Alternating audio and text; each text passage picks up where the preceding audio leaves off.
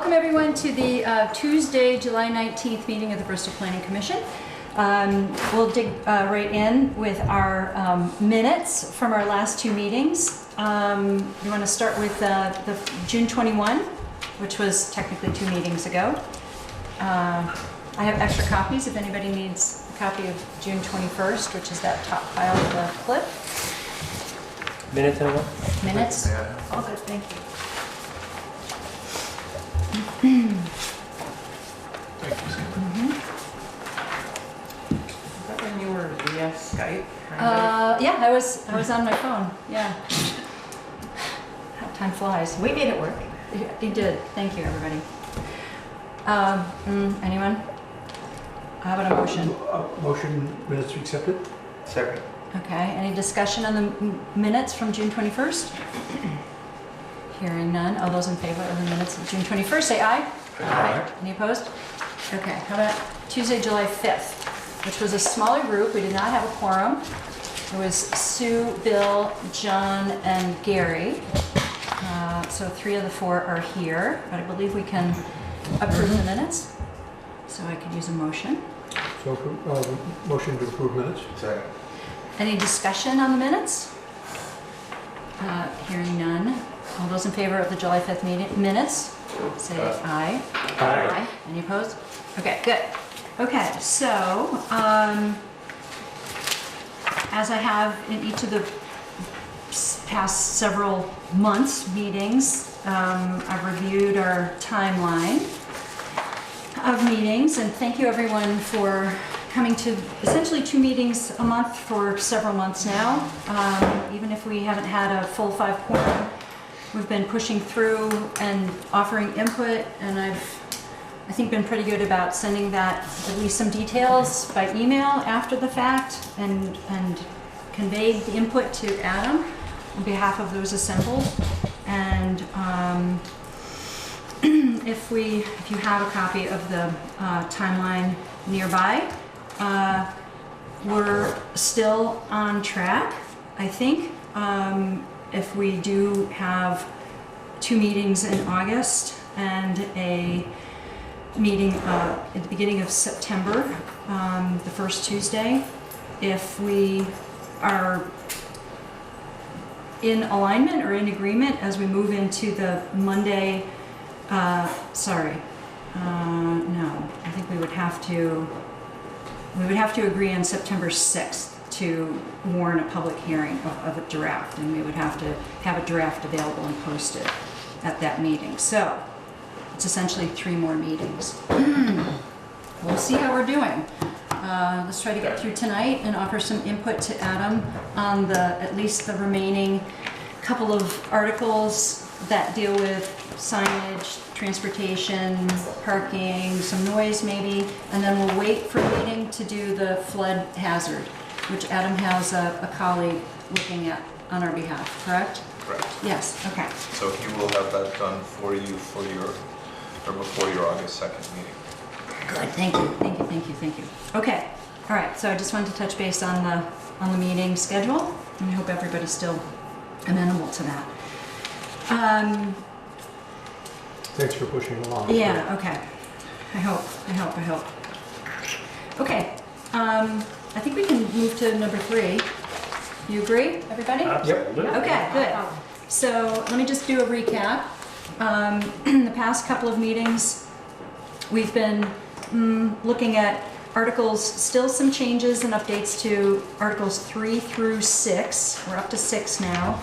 And it's essentially, as you know, required regulations, general regulations, and regulations associated with specific uses. That's 4, 5, and 6. 3 remains administration, I think. Correct. Yes, okay. Hey, Bill. Hello? Hey, full house. Hi, Bill. So after our last meeting, we had, at the last meeting on July 5th, we had a draft that Adam had updated in anticipation of that meeting. and we were able to offer some input to Adam, which I then met with Adam to convey, and he has incorporated in this draft that you have for this evening. So I'm hoping that, Adam, you could maybe recap. I don't think there's anything controversial here. This is all of them remain sort of active topics over the past several meetings. And I think we've refined input and answered some questions. We had, again, questions about home occupation versus home business and how we're addressing that in different sections, different articles. Some solar, I forget what else we did, but we could go over that. Telecommunications.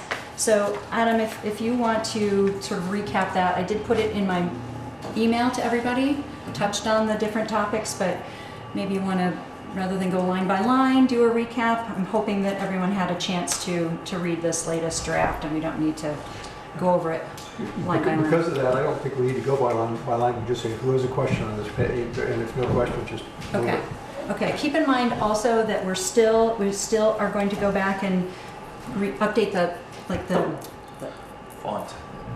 some font and also some section numbering. numbers.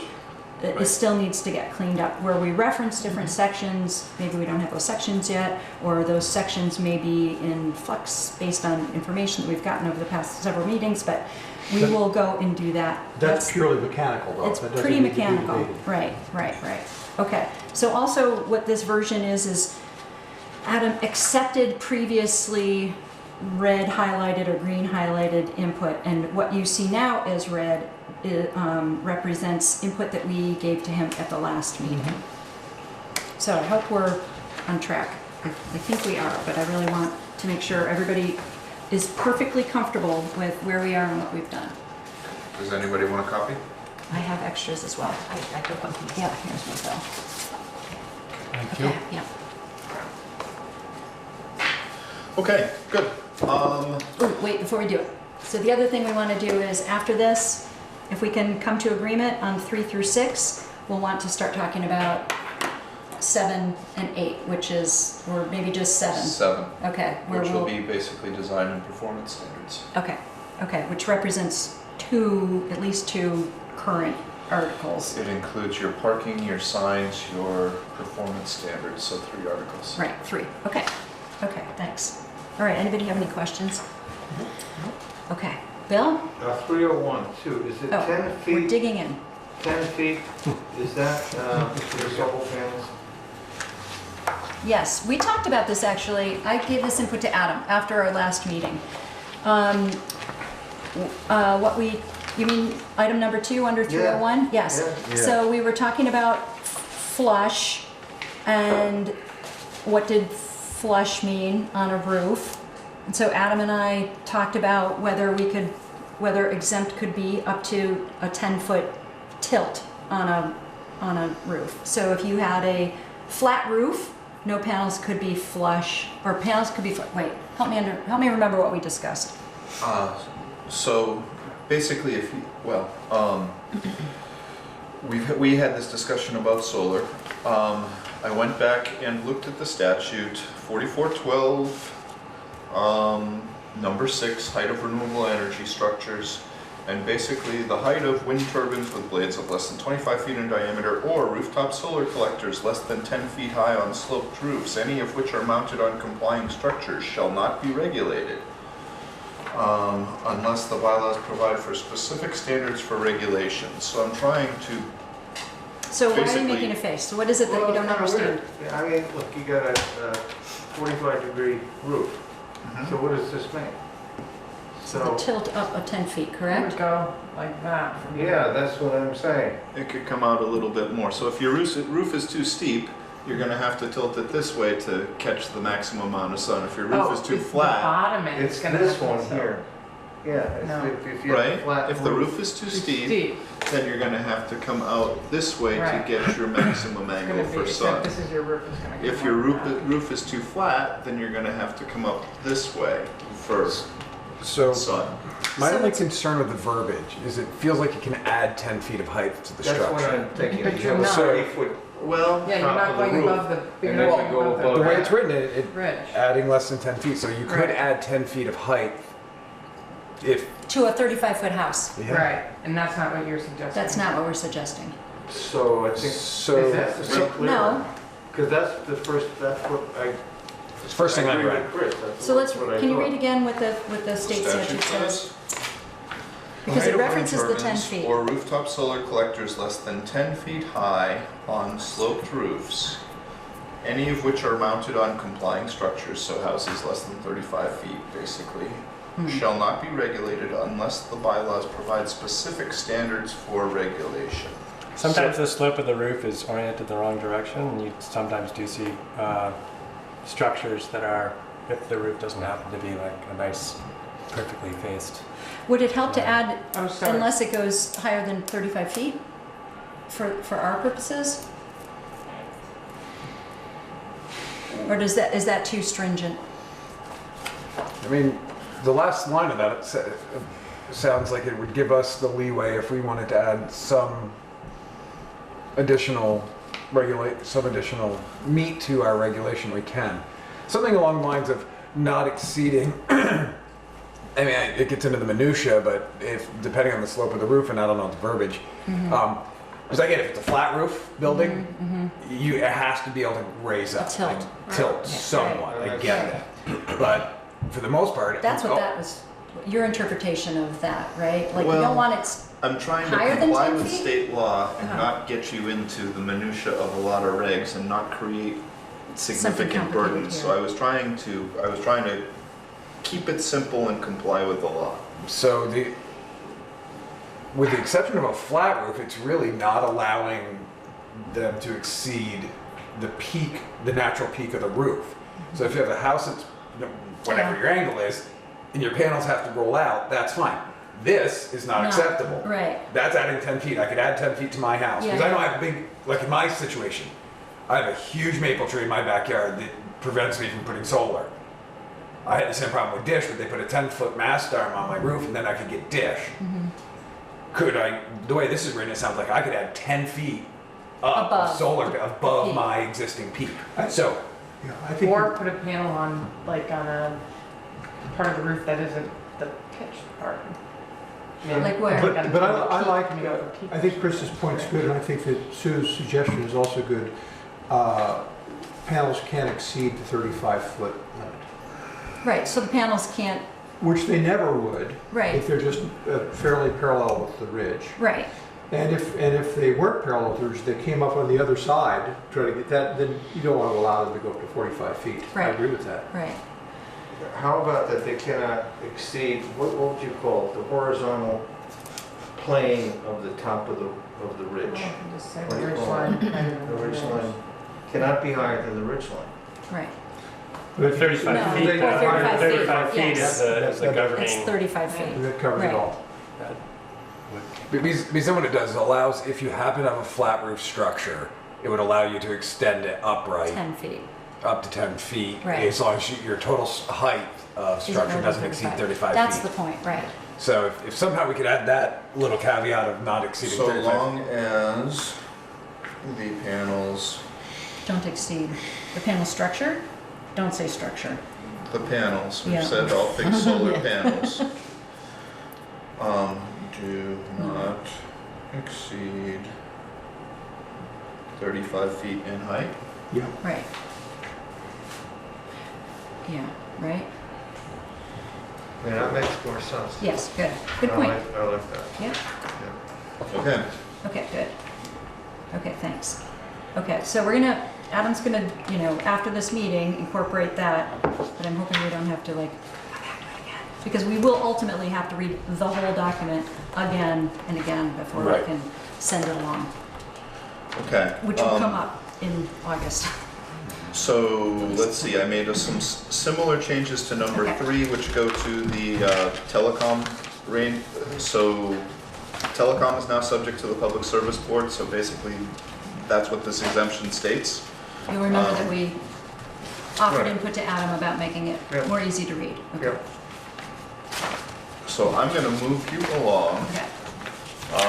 to Article 4.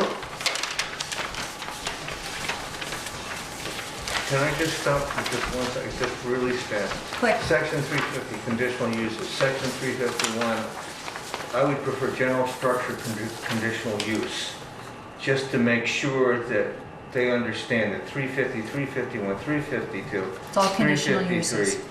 354, I would change to public notice and review procedure for conditional use, that's 354. 355, I would change to general criteria for review hyphen conditional use. All right, let's think about that. It would be, there are many instances where subsections, and we talked earlier about whether to eliminate subsections, and we agreed with Adam's suggestion to eliminate subsections and have essentially subsections numbered on their own. That's what I Okay. think should be done. Okay, 'Cause so, it's easier to read. okay, let's take that under advisement. Thank you, Bill. I mean, both those, or anytime it's under 350, if it doesn't say the word conditional use and adding literally dash conditional use, like in the first one, general structure dash conditional use, once you get into like, over to like 355, is that just general review for general review? You have to read it, but for the quick review, I think that I like the suggestion there. How about if at the beginning of the, so under 350, I put basically sections 351 through 358 I love it. Perfect. That does relate to conditional use. Done. Perfect. That's perfect. Nice. And you don't have to put that other crap in. Okay, Gotta good. get headers on that, so. So I will Yeah, do that, everything. I will do that then for everything. Others, yes, So and I'll watch for I think that. that's a good idea. It is. 60 will reply to, so I'll do that for everyone. Okay, That'd be great. okay, clear Also subsections. think if we have headers or footers on, I don't know if we're gonna have headers or footers on the pages, we could key that in as well. Like, take, And when like, the book is page- done, Yeah. in a header or footer, you know, conditional use, you just Well, I Yes, think, we yeah, don't that's a currently good make them idea. flip into your. That tells you what page. Yeah. If it's Maybe easily we're not gonna done, get if I that can, if I can fancy. find a really, if you can teach me that in Microsoft can. Word. We can, It's that's not hard. easy. Yeah. You exactly. must know that. Especially when you've got it already set up in the Yeah. with headers. Okay, good, keep going. Thank you. Okay, I do not have, well, so I went to required regulations, which is Article 4. Don't have anything there for you, other than what you've already accepted. Article 5, general regulations, I did not make any changes there. I did note we need to create a landscaping standards for all districts, and I'm gonna put, this should be drafted to capture solar. For now, I propose eliminating it here, and we're gonna put it in section 700, which we're gonna talk about later, which will be design standards. Article 6, Chris, I have one note that you want to Yeah. comment on campgrounds. And I don't have it with me. It's Okay. fine the way it is. This Okay. is essentially no changes to what we currently have. Right. Okay. That's fine.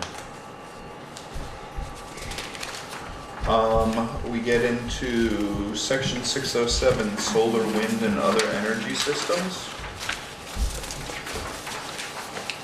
So remember, we exempted basically roof mounts. And so this is talking about ground-mounted solar energy systems constitute a permitted use. Subject only to meeting dimensional standards within the district. See also subsection 301. Section 301, subsections 1 and 2, exempting certain solar projects from municipal review. So in other words, if it's big enough that it's connected to the grid, it's exempt if it's on the ground as well. Okay? Okay, say that again. Just for clarification. If it's, If it's big enough so that it is connected to the grid, yeah, then it is subject to the jurisdiction of the Public Service Board and therefore exempt from Bristol zoning regulations. And that's what sections 1 301. and 301, subsection 1 and subsection 2 state. So state overrides town. Yes. Yes.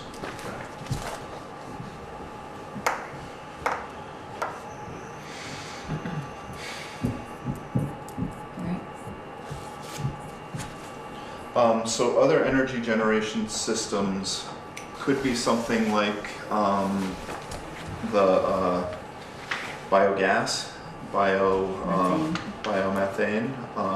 biosolids.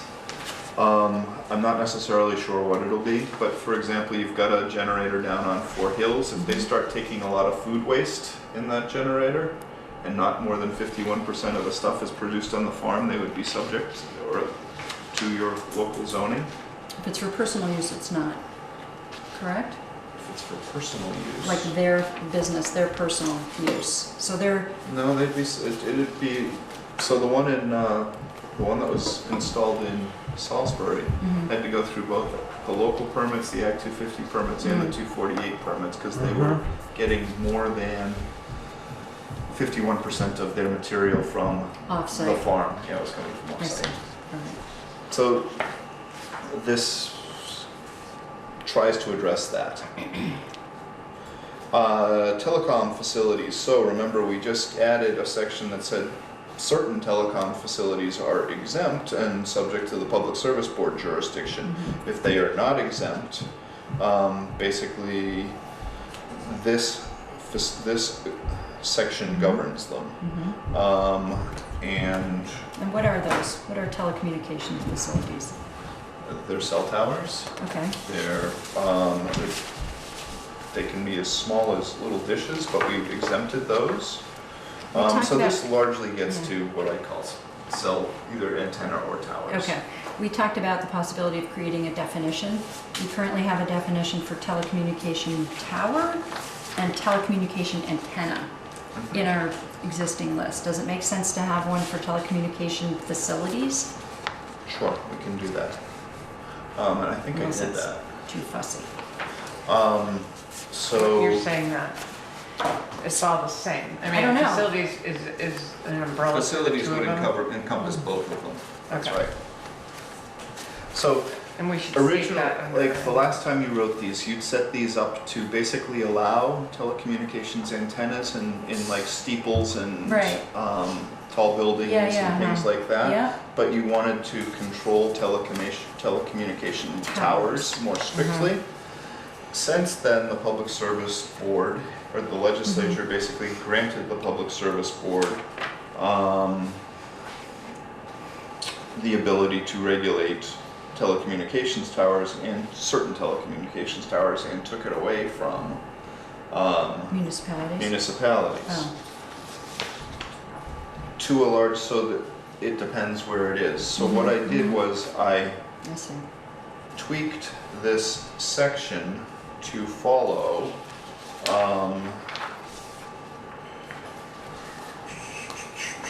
4413.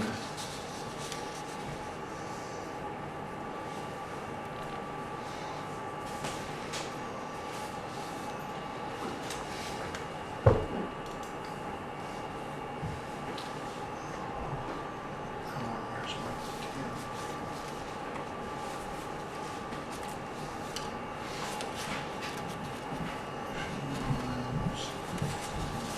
Sorry. And 44.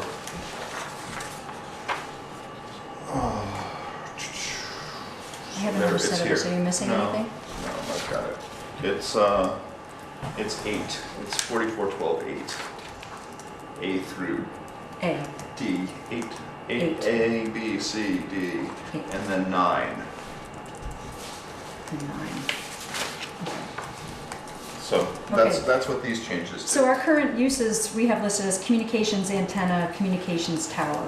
Does it make sense to, when we come back to this, update that to telecommunications antenna, telecommunications tower? I mean, it's totally fussy.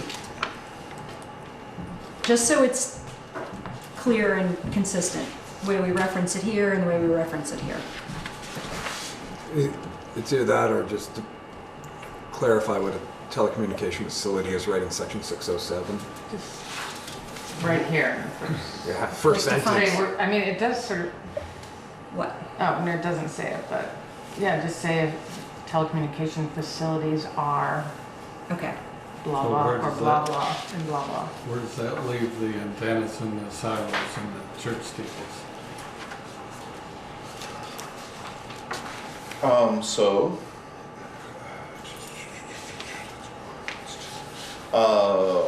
if they're in the downtown review district, well, let's see. You want to look at it? So Antennas. communications antennas require a site plan review in most districts, a conditional use review in HDR HDR, high density, and LDR. LDR. So in your two densest residential districts, they require a Village conditional use. residential. Vil- Village residential is our new word. Yeah. Yeah, not LDR. Otherwise, in the hinterlands, Otherwise, it's basically a site plan review. So show us that they don't. Let's see. In You're talking about trying to RE5, do- it's just, it's, let's see, antennas are site plan in village business, site plan in ROC, site plan in mix, village mixed, not permitted in rec,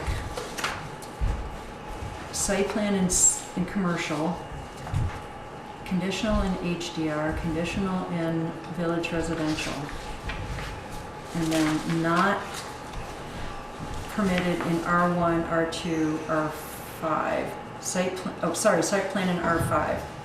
So not in R1, R2, and then not permitted in conservation or pond. Tower is conditional in C1, R5, and conservation. But Tower. per statute, don't we lose? So if the telecommunications facility is part of a network, and they all are, Yeah. right? But that's the definition, is if it's part of a network, then it is now subject to the Public Service Board's jurisdiction. But if it's just a one tower, then it's subject to, or the applicant chooses to come before the town of Bristol rather than go to the Public Service Board, then it's just subject to the town of Bristol. So, So it's hard to say, So- is the short answer. The applicant is going to dictate that, not necessarily. So just a you. couple real time examples, just so we can, I can just get my head around what's what and what falls into where. The current tower on the north end of town is a privately owned tower by a private company that leases out space to multiple Is that the entities. coffin or the SD tower? Coffin. Okay. So in these regs, What? I'm just trying. I'm just giving an example of a tower. If that tower wanted to be built on another piece of property on the southern end of the town, I wanted to build that. Where do I go for that regulation? so And is that one, is it subject to Public Service Board jurisdiction? If it is, then you go to the Public Service Board. If it's, if your tower is connecting into other towers, then basically it's exempt from these regulations because it's subject to the Public Service Board jurisdiction. If it's a single tower, then basically I would go to section, I call this 607, and I would say 2, the 4 is wrong, I've got to fix that. Commercial telecom towers shall be allowed as conditional uses in the C1, rural ag 5 and conservation districts, or restricted to the existing 2 tower sites in Bristol. So if you own land in C1, ag 5, or conservation district, then you might be able to build those towers. That tower. if it's single use, Well, that's where that was my. I said I had two examples. The second one is New Haven has a fire tower behind their station. It's a standalone tower. Its sole use is fire communication. Where would that fall under PS? Probably Probably, no, really? not. Like I said, the applicant gets to pick. I mean, I can read you the statute, and it basically gives the applicant the ability to say it's part of a network and it's subject to PSB, or it's not part of a network and therefore it's subject to local regulation. Because that wouldn't be part of a network. Correct. Oh, it's not? It's A just the fire tower purpose, for fire It's a communication. repeater. It's a repeater Oh. tower. that's not a part of a network. You could make an argument it was if Yeah, you wanted to I build a know. bunch of them around the state. But if you were one fire department putting up one repeater, Right. you might not want to do that. Right. Chip Hill and Yeah, Middlebury is yeah. an example of who would do that. So All right. again, it's just reading this, I couldn't figure out where those two would fall. I mean, like I said, the existing ones I get, they're already called out. But if those two types of towers, where again, like the coffin tower is a standalone tower that leases space to multiple entities. If they don't feel that they're part of a network, they then would come to us and say, can I do this? And if it's a conditional use and we say it's acceptable in rural C1, 5, Yeah. Commercial, R5, and conservation. Those are the three okay, so places. so you want to put one at the southern end of South Mountain. It would fall in there roughly. It would come to us as a conditional use, and then we would have to, It would go to the ZBA. or ZBA, sorry, Yeah, and they would have to decide. right. Okay, are we helping? You are. So Katie had one point, that basically that this doesn't go back and address basically just antenna as Right, opposed I to didn't towers. see antenna. So I would like to add something here that says commercial telecom antenna attached to existing structures are subject to site plan review and You need well, to are do that? permitted, yeah. And I'll quote the decisions you've already made in the schedule of uses. Are allowed in most districts of site plan review and is conditional use review in the village and low density districts. Okay, so we need a clearer definition, I think, or at least a sentence that makes that clear what we're talking about. And then this additional language about the antenna. Okay.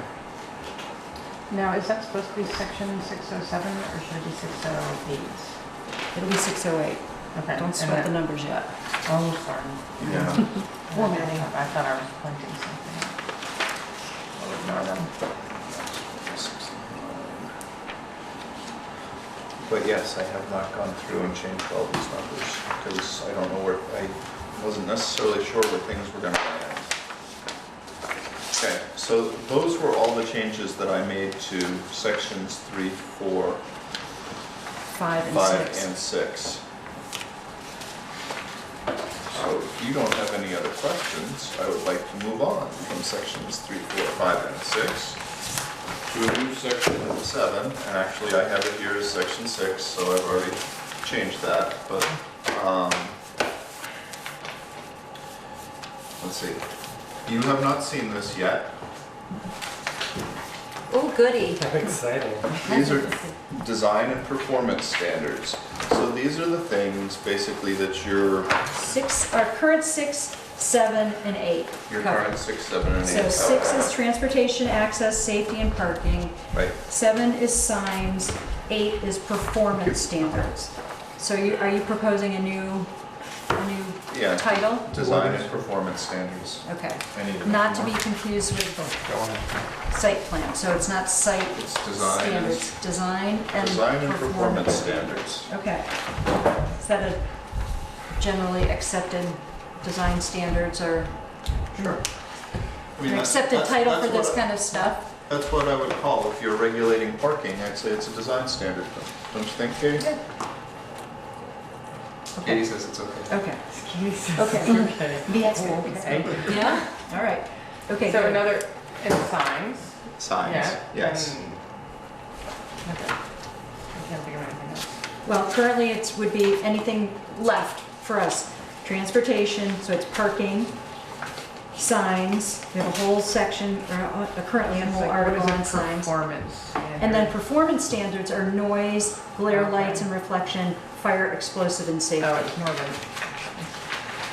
Yes. So performance, so it's design and performance standards. We're putting into one article, Yeah. a new Article 7. So if you're building a new structure, or you're proposing a new use in an existing structure, chances are you're gonna have to look at these if you want parking, or a sign, and you wanna look at it for uses that, if your uses would create excessive noise or lighting or or glare, I guess I'd say. So it's lighting standards as well. So, we're gonna start with parking. So, and I believe you had some discussion about parking last Yes. month? At the last meeting, Okay. we've so- alluded to our interest in updating our parking regulations to allow for more flexibility and certainly to encourage sort of site-specific design. And at the last meeting, we looked at the Morrisville and Montpelier regs that you had shared with us and that the gentleman from the Department of Commerce had suggested that we look at when we contacted him in the spring. And we sort of took parts of each, and your to existing give regulations. you, to give you some direction. Yes. And sort of said, Adam, can you write something for us to look at? And that's what this is. That's what this is. Okay. So some of it comes from your existing regs, where I took out your existing regs. You can see it's basically crossed out. Okay. And then the rest of it comes mostly from Morrisville because it's a more, they were simpler and it's more appropriately sized to Bristol. And I think it's great. Before we dig into that, there's just a little bit of a confusion in the first black paragraph under parking. Yeah. I'm just reading it. It's hard to tell, as presently phrased, what is being balanced. Provisions of this section are designed to balance the need for new development to provide adequate off-street parking and loading areas to serve their residences and/or businesses. Now, what is that balanced with? Balance with, right, so we're missing. What's the other side of the balance there? Is it, to avoid congestion on surrounding streets. that's what it's being balanced with? No, Okay. and it's basically against requiring excessive parking that results in large expanses of Okay. pavement according. So all we have to do then is double the phrase there, to balance the need for that and the need for, so after surrounding streets, and the need for, and the need to restrict excessive parking. No, You don't want to say that. no. Well, at present, it makes no sense, so we need to put some Okay. phrase in there. Okay. Section is Okay. designed I to don't balance the disagree need with for the new sentence. I lost. development to provide adequate Well, off-street parking and I loading lost it. areas Oh, to yeah, serve the yeah. residents' businesses and But to it's avoid one or not. congestion on surrounding streets. So I might be missing an and, although Okay. that may also go on to, Well, I Did we thought maybe literally- if you did we put the need, copy? a second, the need for, that would make clear what the other element of balance is. The first balance is everything up to, and the need for, would show you what the other thing being balanced is. I think that confusion comes with the to avoid. balance the need for new development to provide. Yeah. You're balancing the need for new development. To provide and while to providing. provide. Yeah, If you had an and right after the word new development. right. But we need Oh no. more parking there's more. for the development, but without creating more Yeah. square footage of parking. Exactly, excessive parking. We We could lifted- just leave it there and say that's the issue, and Well, we don't have to wordsmith We it lifted now. this from Montpelier, I did. Montpelier actually, and But- here's the, and theirs was even sort of funkily written. So the provisions of, this is how it reads in Montpelier, the provisions of this section balance the need for development. Oh, it's badly written here. To provide adequate off-street parking and loading areas Because you to balance- avoid congestion on surrounding streets against excessive parking That's clear. that results in increased flooding, decreased water quality, increased land consumption and sprawl, and a less attractive and pedestrian-friendly environment. That is actually clear. You're Let's just balancing take that. against or balancing with, but you're Let's not just take that balancing. language. But you know what they're talking about. Yeah, but we Yes. don't know what this is. No, that's what I'm Yes. saying. That one you did, Yes. yeah. Good. So you know what, did you have a version that didn't have, so someone wrote on Montpelier's regs, and that's not your handwriting, I don't know whose handwriting that is. So someone took a stab at it. So is it? honestly, Okay. the Montpelier, the first half of the Montpelier, Yeah. what they're trying to balance, Yeah, sounds really good, and then Yeah. it gets a little convoluted on the second half. Mm-hmm. If you read the second half of this statement, it actually that results in large expense of payment That's requiring better. additional stormwater treatment and creating an unwelcoming pedestrian environment. That's Right. short and sweet Yes, and I it's very agree. clear. I totally agree. So it's Just put the, in the against the need phrase Yes. in a way that makes sense. yes. So I mean, combine sort of the two, make I it, get, make I it got shorter, it. sweeter. I agree. I didn't mean to get us into wordsmithing, but that just wasn't clear to me. So No, it's that- good. That's gonna be good. That's You're the gonna be good. wordsmith. Yeah. I'll keep an English until 5 professor o'clock. down. Exactly. This is not a bad thing. Right. Up to a point. The provisions of this section are designed to provide adequate off-street parking and loading areas to serve Yeah. their residences and businesses. All good. All right, but I've got the balance for this one. And then against the need for, What you have here is good, yep, with some All right, wordsmithing. I'll wordsmith it. Okay, yeah, I think I'll we get got it it. right, I know what you Yes. want. Yep, thank you. okay. Wordsmith, I'm gonna write. Okay. So, Okay, but your intention is, that's a purpose statement. That's Yes. basically, so we're gonna try and Mm-hmm. make sure that we get enough parking for every business, but don't require them to create huge tarmac oases in the village of Bristol. Yeah. And therefore make certain areas like the proposed business park unusable. That's the other thing. Now we have to put that in there, but that's part no, of our goal. right.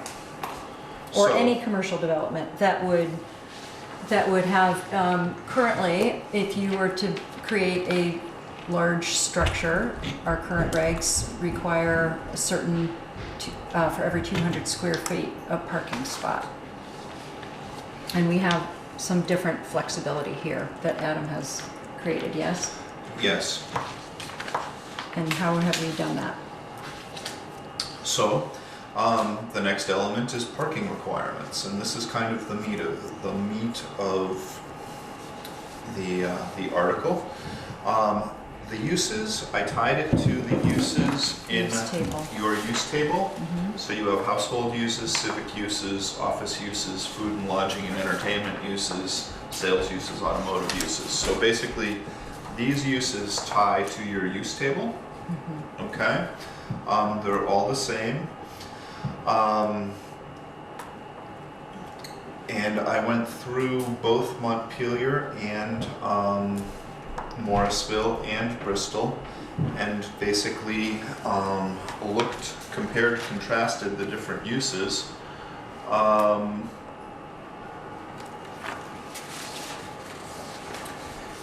And then tried to think about it in terms of employees and in terms of, service vehicles and then customers. You know, some of these uses have high customer turnover, like food and entertainment. So I tied it to seats. Civic uses to seats. Office have less. I generally took some of the median floor areas. Right now, your current regs are on the next page and they're X'd out. But residential uses, one family and two family dwelling units shall have one parking space for every unit. I kept that the same.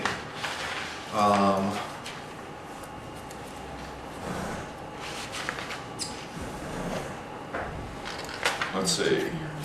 Some of your other household uses, so I think of group homes, boarding homes, residential healthcare facilities, retirement communities. For those, basically, I put 1 per employee and 0.5 per client for care facilities. I actually need to fill in for home occupations there. So this would, you do have something over here, right? I need to have a number in before home occupations and businesses. And I think they relate back to, the reason I forgot to do it was they relate back to our current standards. And we put those in there.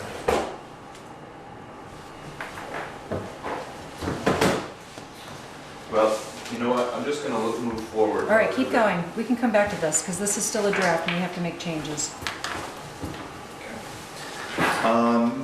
So moving on to civic uses, 1 per employee plus 1 per basically 4 seats for cultural or religious gathering places, which gets most of your cultural civic uses. They're either gonna have seats or they're gonna have employees. some will have both. Does that cover community building? I'm just thinking of Terracin, because that was what, Community currently- center? So currently it covers civic, cultural, religious, and communications uses. Is that category in our table of uses? Government office, post office, emergency services, police station, public works, educational facility, place of worship, cemetery, cultural facility, community center, club, community center. okay. communications, antenna, communications tower. So a community center or a club would have seats presumably, Mhm.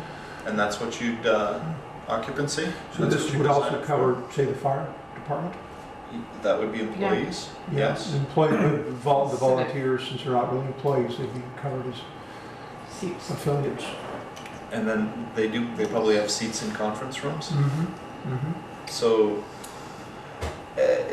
I can't tell you it's That- going to be perfect for every single use, but I got pretty close. I think without it's really a great step in the right creating a direction. huge table that just Oh, yeah. mimics this. No, I'm liking Right. it. The only reason I called out the fire department is I think it's unique in that there are a large number of members of the fire department. They're not employees.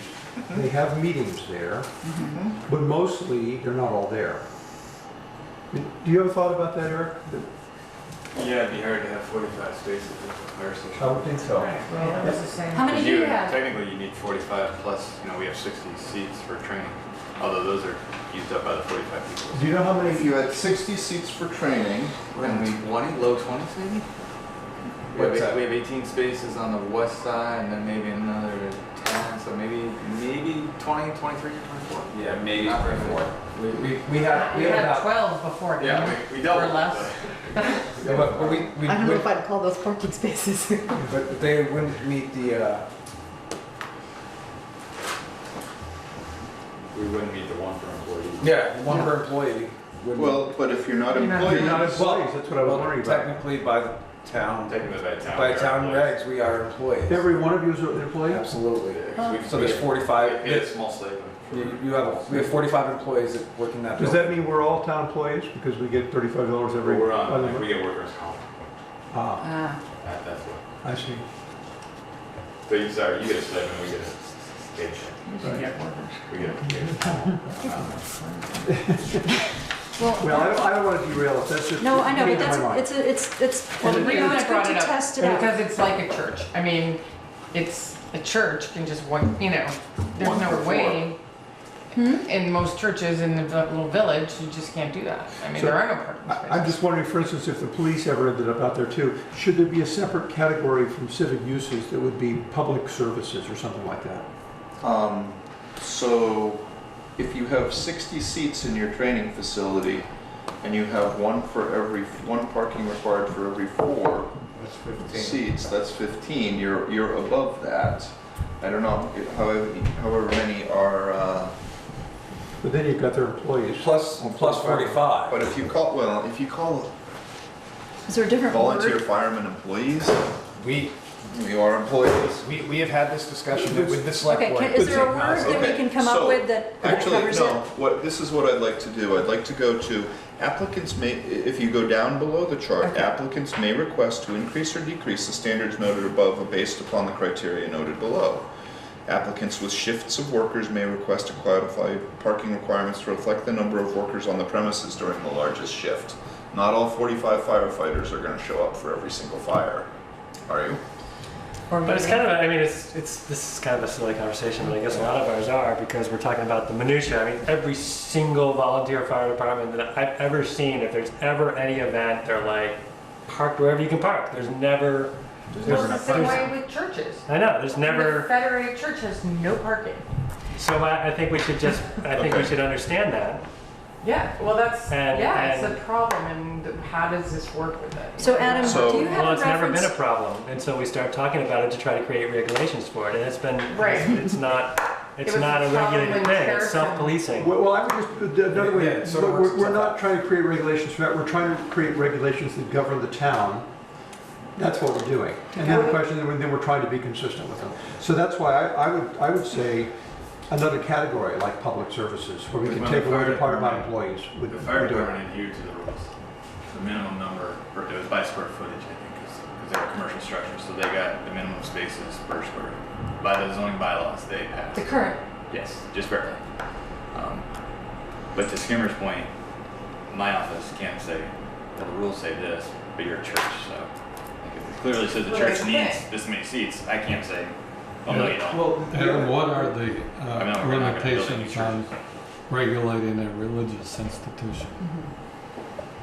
I mean, I think you can require a church to have parking, honestly. Well, And our they- churches are grandfathered in. Current, Right. So, but what if? we're talking about new or different. Right, New or what site. if they had to be changed so that they did have to go through this again? So, For the great most great examples. The Catholic Church back in when they rebuilt the Catholic Church, Bill, when did they do that? Was that in the 70s? Yeah. When they tore down the existing church, which is where the rectory is now. They wanted to build a new facility. If that was to happen today, the Baptist Church could be the next to go. It's another old facility. They were the Federated Church. Right now, they don't have parking to be able to replace their existing structure if they wanted to change the physical location or footprint.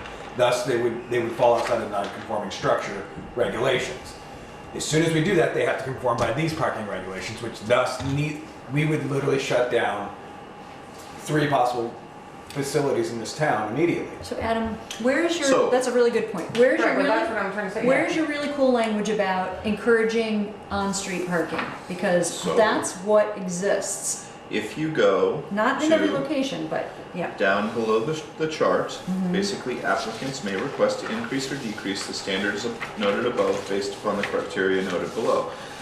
Applicants with shift of workers can basically apply, say no, we only, yes, we have 200 workers, but only 50 or only 80 are here at a time, 85, 90 are here at a time. That's So, good.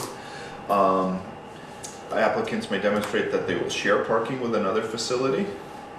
Put a 500 foot on that. They've What got to were be, you they've just got to be reading? close enough. So I'm at the bottom of the first page. 1, 2. Moving over, applicants may request to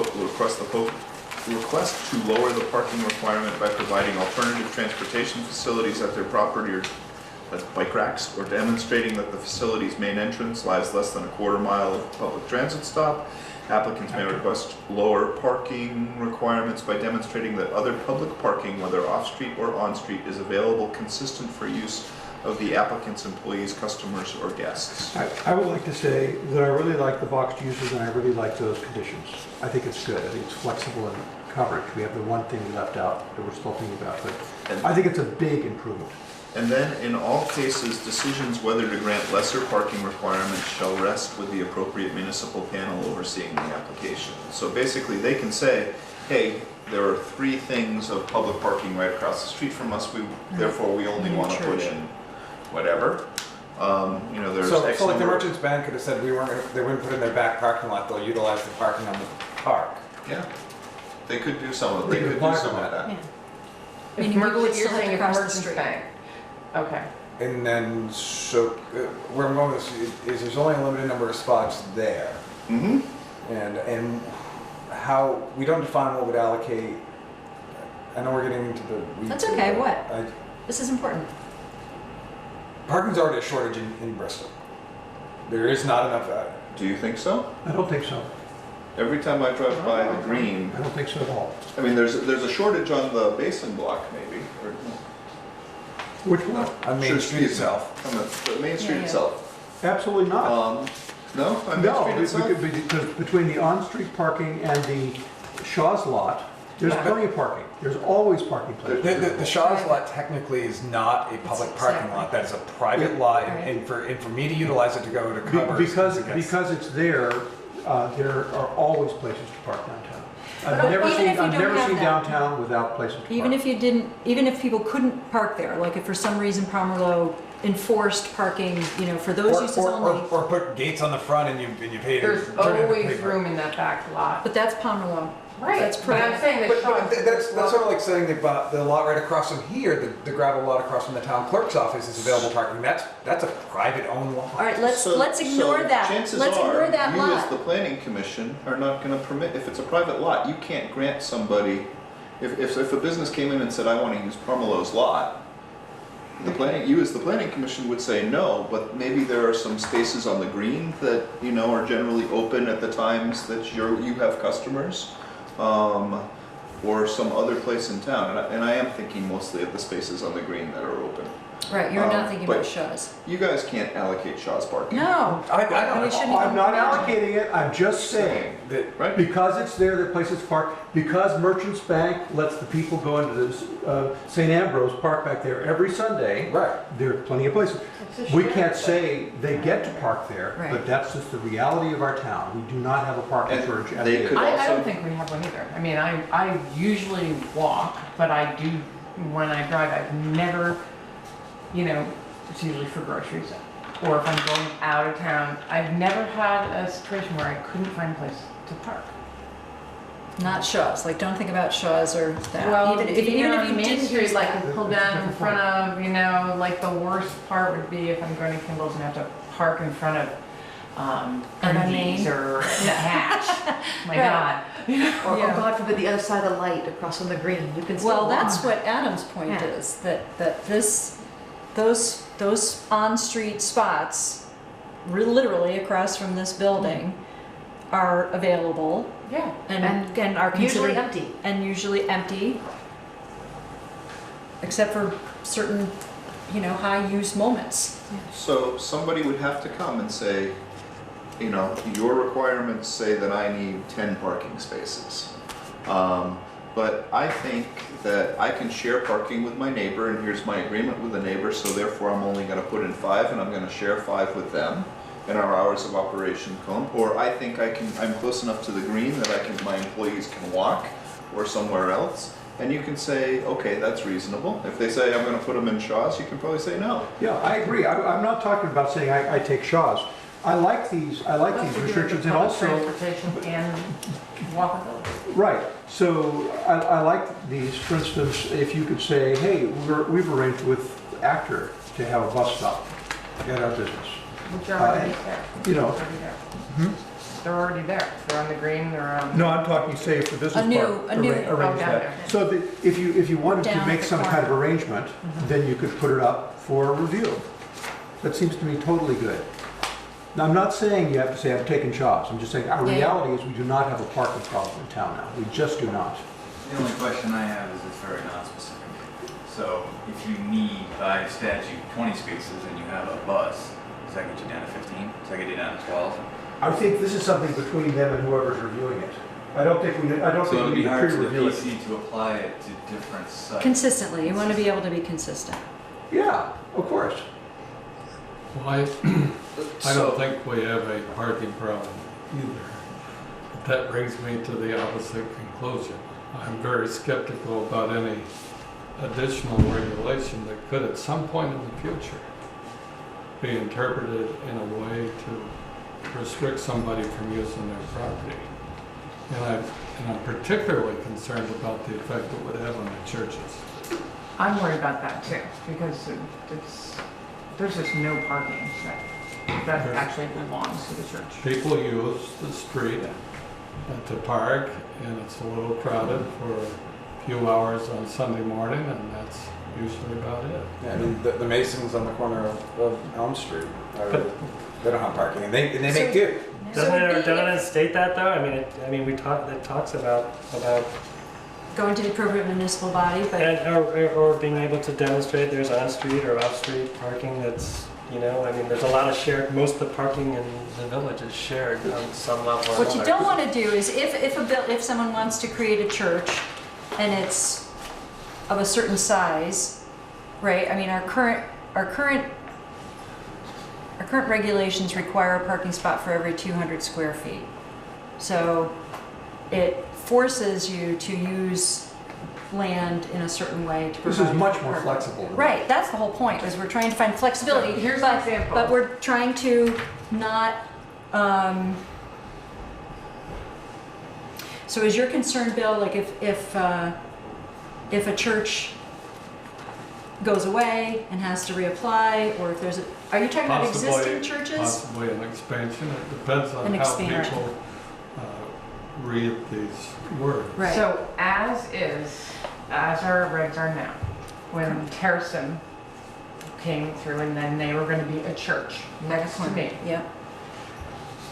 And the town said, okay, you're, you know, and they got the right to be a church. Mhm. The town said you have to have, based on the square footage of your building, Mhm. you have to have 28 off-street parking spaces. Mhm. Luckily for them, they had that paddock, Mhm. you know, that runs parallel to my backyard. The space back, Yeah, that green and space. that's where they're, you know, and that's where those 28 spaces are. Right now, that is officially a parking Even though it's lot. grass. Even though it's grass, we agreed that it would, they agreed that it would stay grass.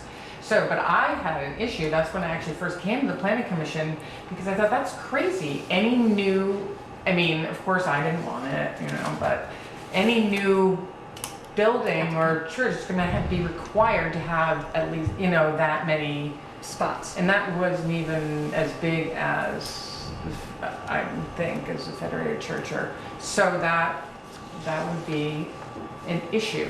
There We're would be just- more flexibility under what. This is Adam way more flexible, but still I don't know if it How are you? is flexible enough for a church like the Federated Church or the Catholic Church that would need, So let me follow up on it. Okay. I think this is more flexible for everybody than what we have now. I like it for that reason. We've gone to the question of what would happen if the churches needed to rebuild and had more space. Again, this is a great little table, but could there be one more category in it, which would be churches? And then down under the applicants may increase, one of these items could be, speaking to this directly, in the case of a church that needed to rebuild and apply for parking, they could or submit renovations to existing. renovation. They could submit a request to diminish the stipulated amount. I mean, I think it's fine to answer realistic questions like that, Yeah. but I just don't want to lose where we come here because it's so much more flexible. This is the approach I like, And I like, churches- and I like those things. Here's what you can do. You can try to do this, or this, and somebody will review it. That's good. That's So a very church, flexible. so a church has a high level of use for a certain number of hours during the week, not just Sunday morning, but that's probably when, you know, at least the church is operating here in the immediate downtown. When most of the stores are closed, except for Right. Shaw's and Rite Aid. So, For all the so they're, right, so they're operating at a time when it's like empty, empty, empty. Okay.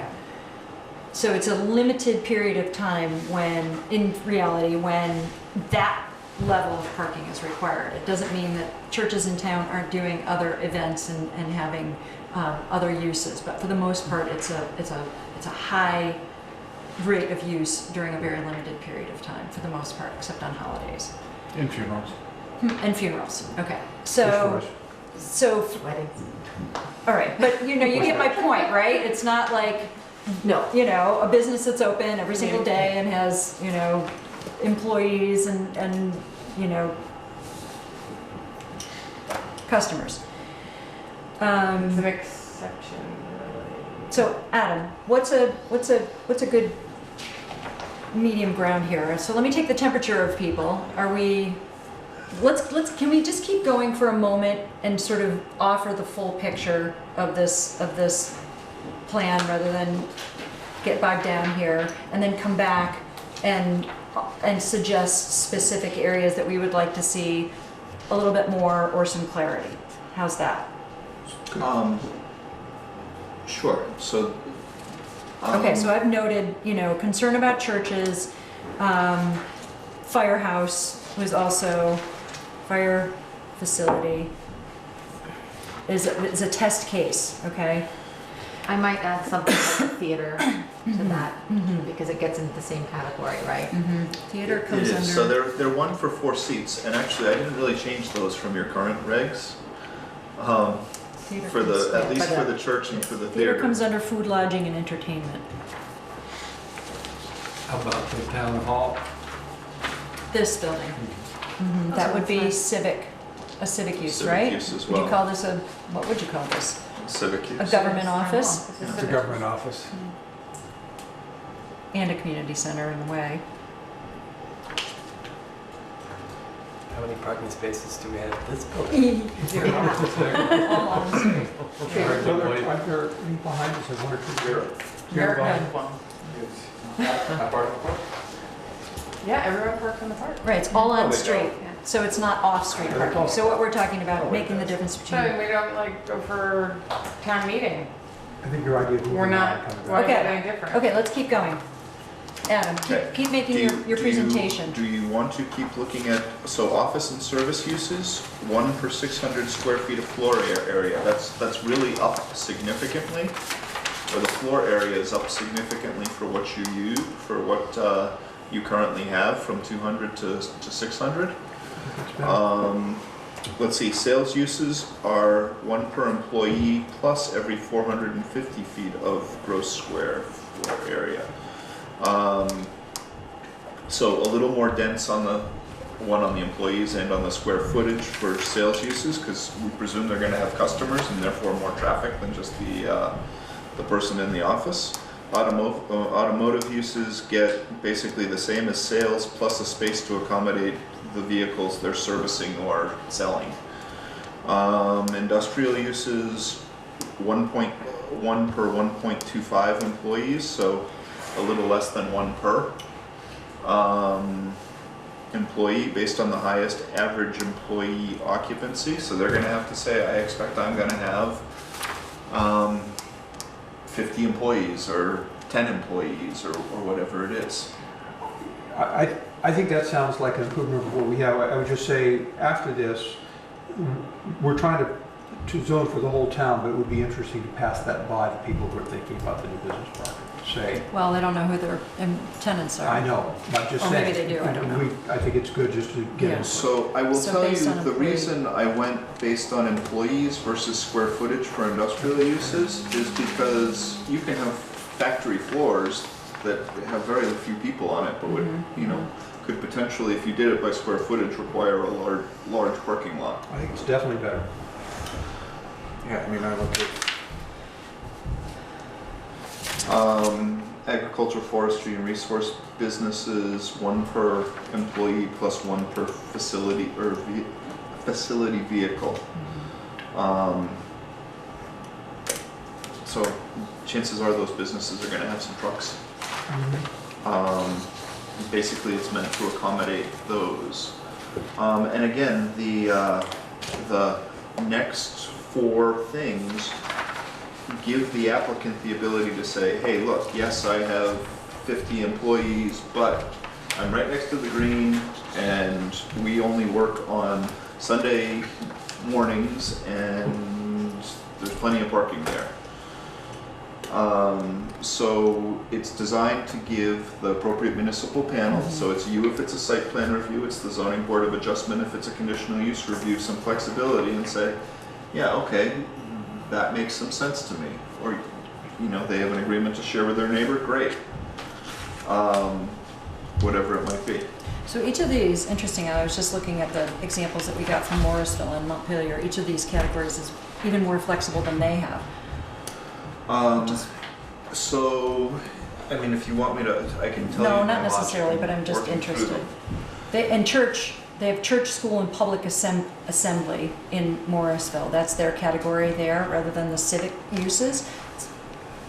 And in Montpelier, they have something called public assembly, facilities for mass assembly, public places with high visitor turnover, public places with regular visitor traffic, and public places with limited visitor traffic. I don't think we want to get into that level of I didn't. specificity. And I know, generally obviously. took the middle number, Right, where I was taking square feet. yeah. So for like the sales and the office things, Yeah, I didn't say it had the highest business turnover. I tried to, yeah, and I also looked at your existing regs, and in some cases I took your existing regs. right. So our existing one is community center, let's say. It's limited, it's an interesting list. It's residential, motor lodge, boarding house, and bed and breakfast, residential care facility, community center, professional office, and commercial business. That's it. Those are the only ones that we currently have listed. So I like the alignment with our table of uses, certainly, which gives us more coverage and I think more flexibility. Still, how do we, how do we deal with something like the church where you're not gonna really be able to get any more parking spaces? And it's, I think maybe the issue is like if it's in the village, the village center, as opposed to if it's a church out. So is it a in the I mean, village planning then- area question? Is that the issue? Possible, Within the because it village is a planning area? walkable area. Well, one thing that was interesting to hear a second ago is this does not change anything about the parking restrictions on churches, right?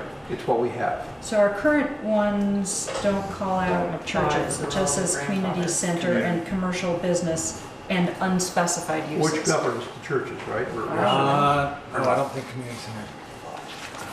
I think we were I a as- little, I assume Community they'd be a center community says center. one parking space for each 4 fixed seats or every 200 square feet of floor space, whichever is more. Right, our current, That's the current. right. A community facility that Which is would have more followed by those standards would have been any meeting hall, place of assembly, museum, art gallery, library, school, church, or other similar type establishment that is not operated primarily for profit, excluding government facility, also includes nonprofit daycare facility, rescue squad building, and fire department building. That's what our current bylaws would classify that as. So it isn't, it's one for every 4 seats.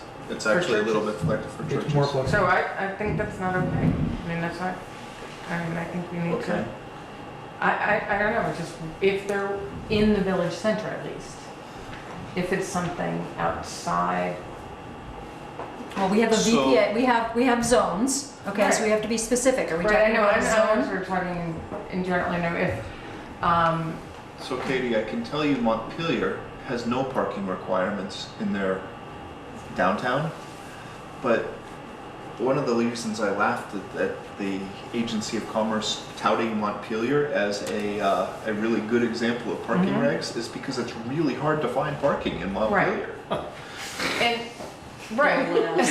And they have a lot of parking lots. They have a lot. But I think, I It's think we really really hard. need to specifically look at churches. I mean, because it's either you're gonna have to be requiring a lot of spaces, or you can't really pump them in with other categories.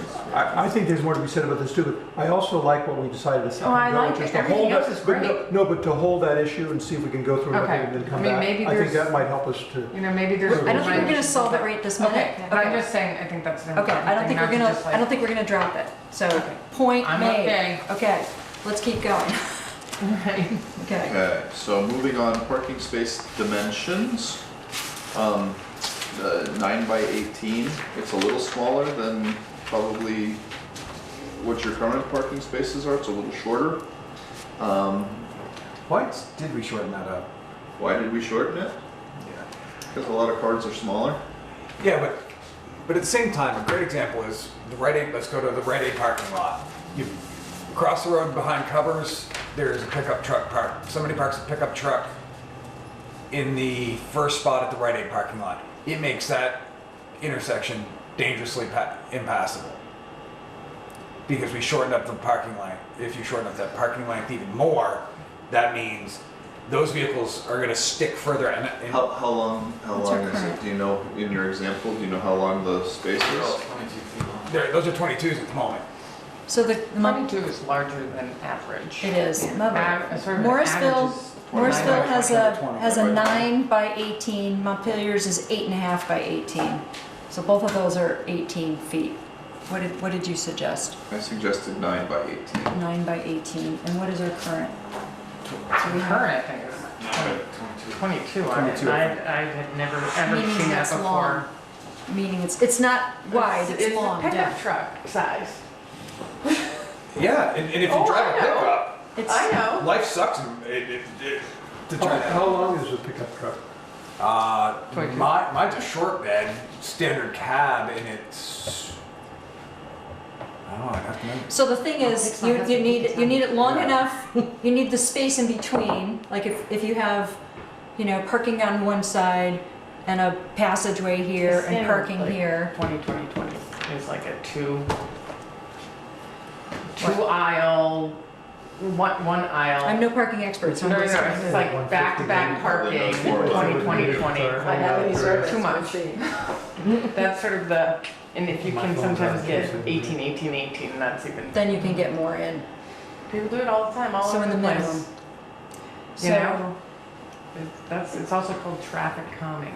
'Cause you have to go really slowly to get your car. 9 by 18 is really the sweet With spot. that- It's With a the, fun I'm measure interested. that I can't believe it's more you than picked out there. I'm really Yeah, happy. my truck's about 19.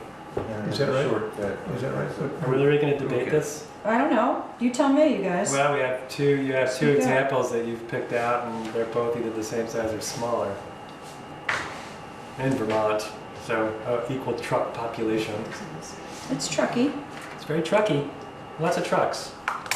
You have one. Okay, Lots of trucks. so tell you what, you all think about that. I'll just star it, I guess. I think it should Bigger. be 18.7. Question mark. Well, the current 2016 Ford F-150 is 251 inches long, bumper to bumper. Okay. A little over 20. Almost 21. Over 20 feet? Yeah. They're long. And that's a standard.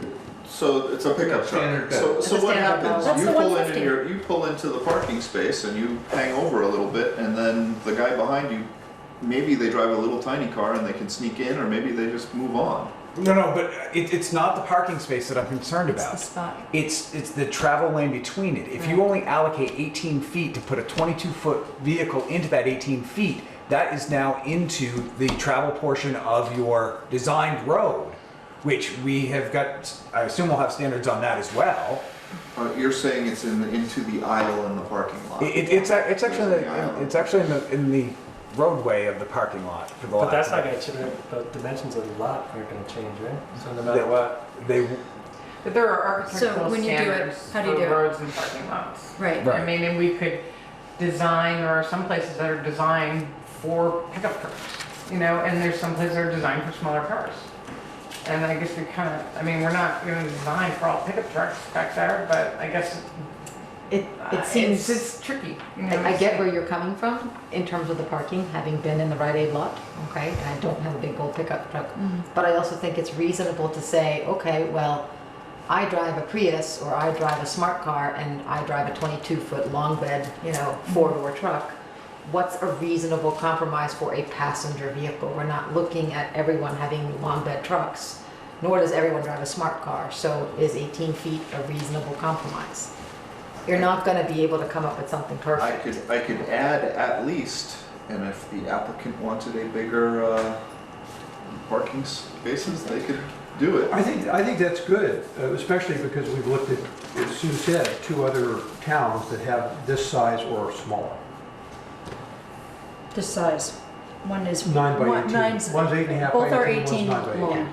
18 long. One is 8.5 wide. One is 9 wide. So I will tell you that for a long time, the traffic engineers basically made us overbuild all our traffic infrastructure, like parking areas and roads and that sizes. And we're trying to get away from that a little bit because it causes other problems, right?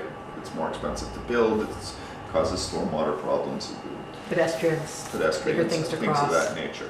So we're trying to get away from that, and that's why it's here. But if I put at least in front of at least 9 feet wide and 18 feet long, would that work for everybody and we could move on?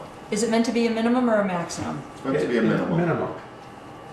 And that's what you're implying. That's what at least does, yeah. Yeah. Works for me. yeah, that doesn't mean, yeah.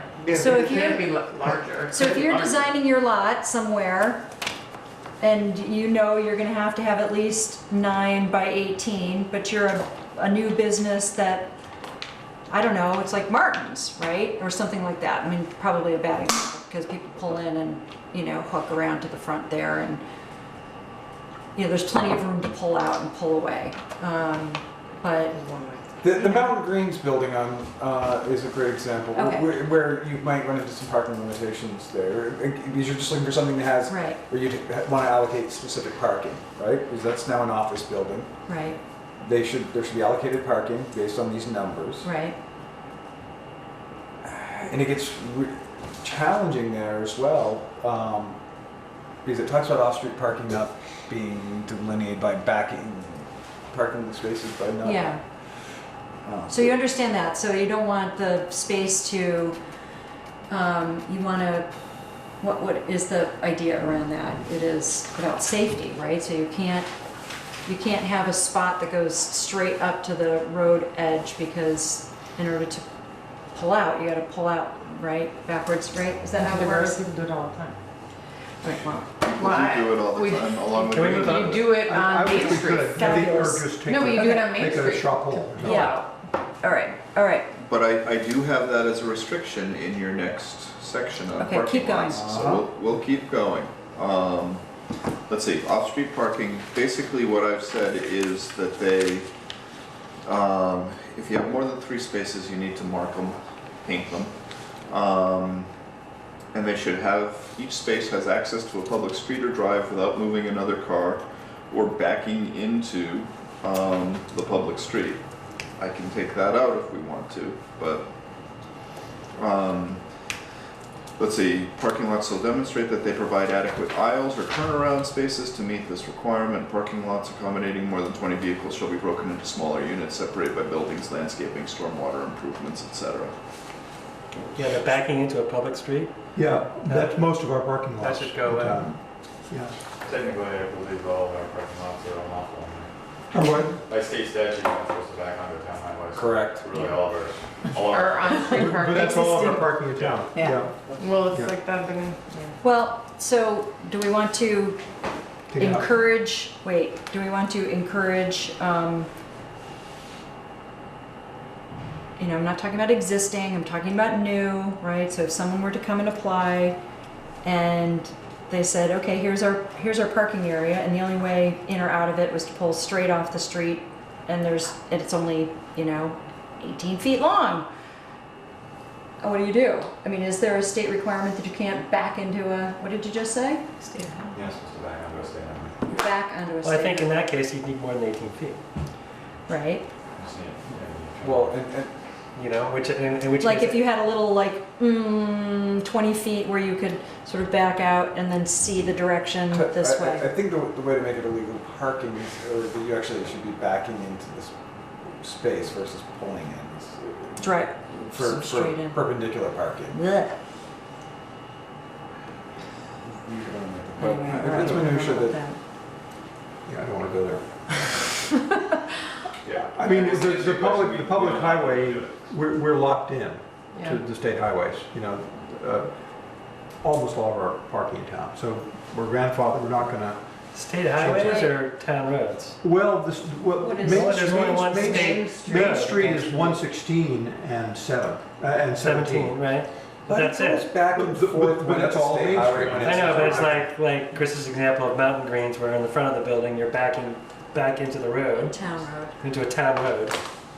Yeah. When you go right down there and you pull right into the front door, where Mountain Green's front door, you're backing back out into Town road. the town road. Although they have And on ample the way- parking if they park toward, On the which they side. do, on the west side and on the east side. But I'm just saying that's an example, and likewise around the park, that's Yeah. another example. But- The one example I can think of is like pulling into the historic society, even though that's not Yeah. those little But 3 we're- spaces that- there. Almost home.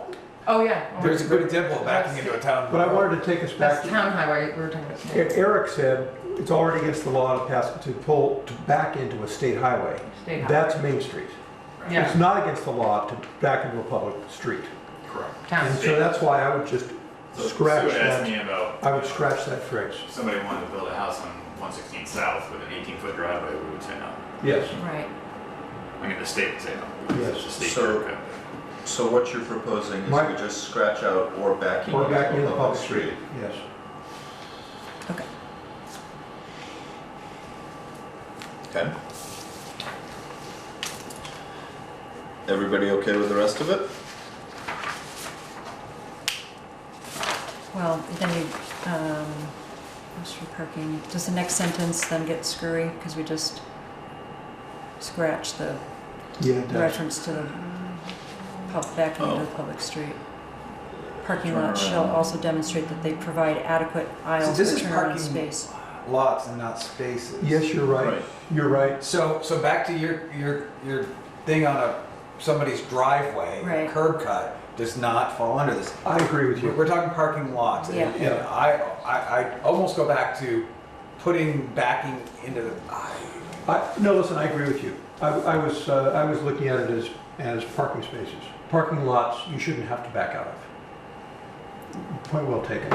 So I would want to put that phrase back in again. If we ever took it out.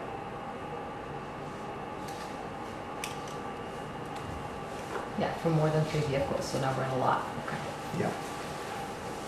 So you'd want to, Put it back. so you'd want to put it back in Put it back in. for the public street, or just a. No, this is just for parking lots. This is just for parking lots, not parking This spaces. is not your driveway. So parking spaces at a business is if you have 5 parking spaces at a business, is that a parking lot? Yeah, by this definition. Altogether.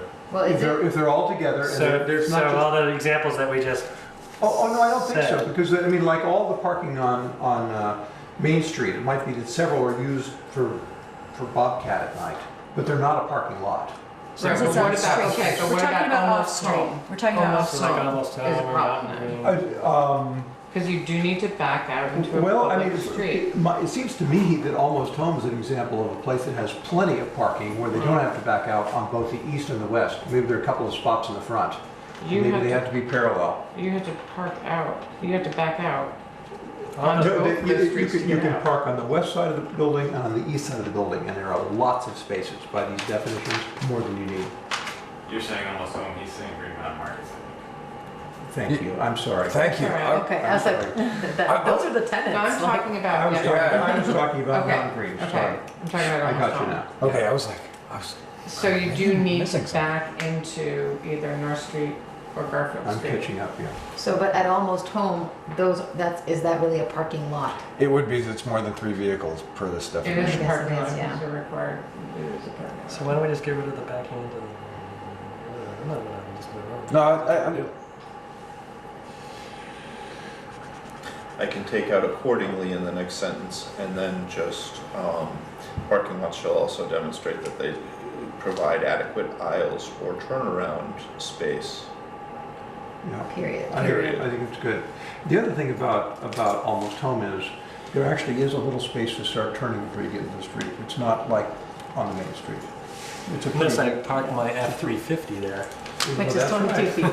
Right in the middle of the sidewalk. I mean, it's definitely, it's definitely a problem. I mean, it's a problem for us. We just have to be super careful. I mean, like, people are backing out, we're backing out at the same time, and it's Yeah. like. And it's a sidewalk. And then Yeah. cars are coming. Where's that? Almost home, so it's also people are walking, But how about, All right, oh, forget the people. how about Adam's suggestion? Take out the "or backing" phrase and take out the "accordingly." Correct. And take out the "also." It took 30 years, but we did. I but think no one that's good. walks. I agree.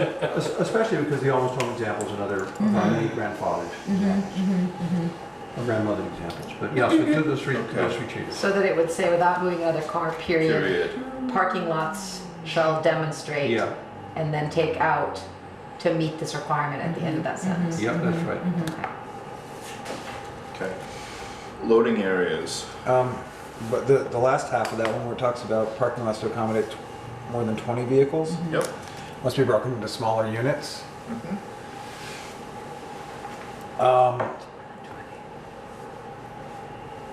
So how much smaller? That is, I think you're just referring to like a bump out or something, like a, Well, Like it the could be spaces. landscaping, it could be buildings, it could be Well- a walkway, it could be, yeah, it could be. but like you have a bunch and then it comes, you lose 2 spaces because you have either like a curb and some planting or no curb and drainage. It's so you don't get, I'm guessing it's so you don't get a big area of asphalt. To Correct. break Runoff. stormwater. Yes. Okay, It's basically the same lot though. I mean, Shaw's is supposed to have it, they have more of that now than they used to. On the sides. Remember how it used to be? Oh, and that's then right, there in the were middle. Giant pools of water and Yeah. shopping carts on the side. Really? Thank It's a you. little bit. You describe it so vividly, I like it. So, Chris, you're concerned that this isn't specific enough as far as how broken up they need to be? no, I guess I'm. I'm good with it, never mind. Katie, when I'm fine. you're designing, what As is a it? matter of fact, very obtuse like this actually works really well. Because so if you need to put 40 parking spaces in, plant one tree in the middle, and you're good to go. Well, No, you're right. I'm just saying. Yeah. So I'm good with that. The less regulation, the better. Well, the parking lot behind Shaw's That's it. That's nice. has an island in the middle. Right. And, you know, it slopes towards, or however, I don't think it's designed that well, but I think that's the kind of thing they're talking about. It's encouraging. I think it's good. I think it's good at that level. I think it's great. I mean, if you can work into the smaller units, I think that's fine. Yeah. Let's go with it. All right, loading areas. These are, I would say, standard truck units, right? If you're backing into a building, no? No. You don't What? think these are enough? I didn't even read it. No, I thought I didn't know you were asking me a question. I'm sorry. Well, I wasn't really. Do you know your loading requirements off the top of your head, Katie? No, I don't, Okay. actually. I think it's. Did you copy You these need a from bigger somewhere? space, I did, Okay. yes. Gosh, I don't know if there's a single truck in Bristol that doesn't interfere with traffic. I mean, right now, the loading when they Like load in a for village, Rite Aid, they just park right environment, I just think across. it's really difficult to have a 53-foot tractor-trailer truck coming without disrupting slightly. It doesn't mean it stops, but it's going to do something. Well, Especially at the beverage store when he gets all his. Yeah, I mean, you see how they Like three bring trucks those are trucks backed back up. there. Or you They go to just Autumn park Park. right across You go to the Autumn thing. Park when they try to back up into the loading dock on Pine Street. When Jackman's is backing in their fuel truck to top up to fuel the fuel tanks. Yeah. is that a good thing, or would No, you I think it's prefer great. they were designed a little better and? In the future. Geographically, I don't think you would be able to fix that. Big trucks are a pain, Yeah. and they're part of life.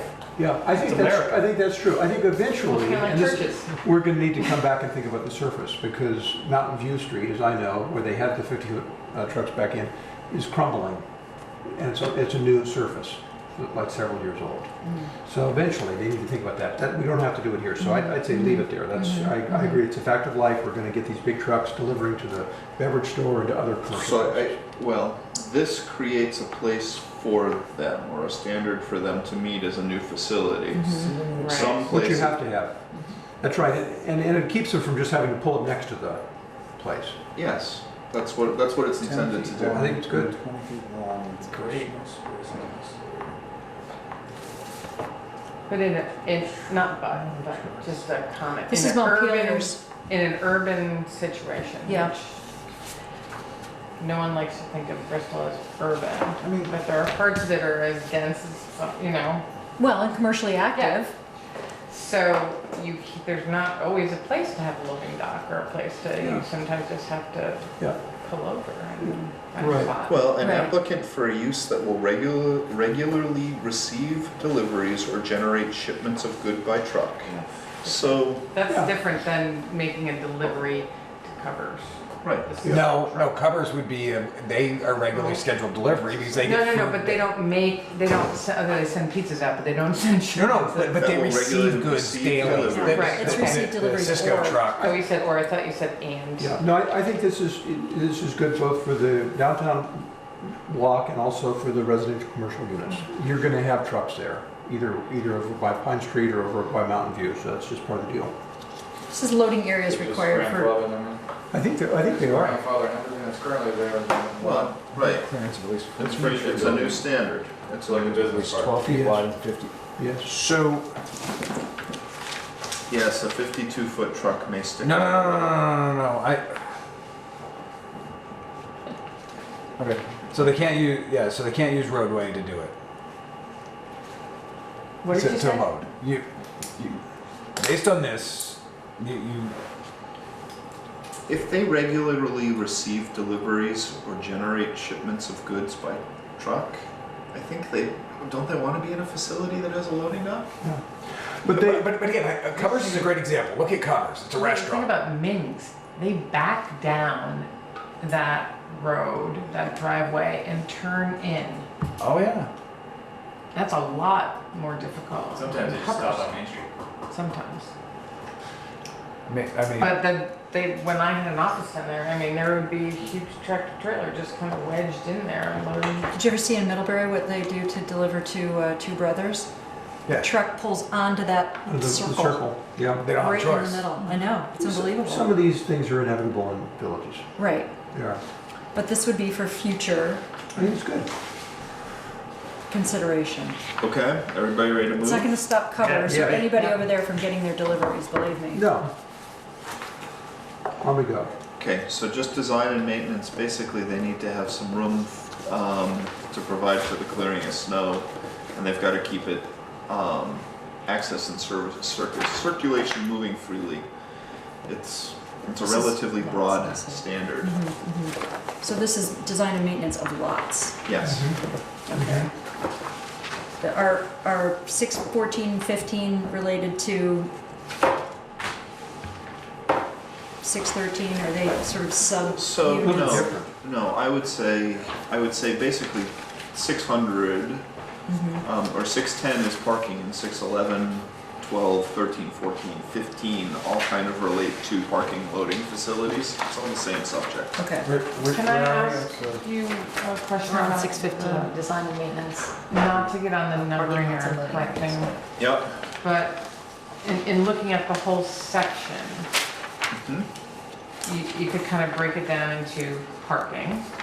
Now, access is something separate, is that correct? Okay. Yep. And then the next is, there's storage, I guess, and signs. It almost seems like under parking, that all the parking issues should kind of be grouped together.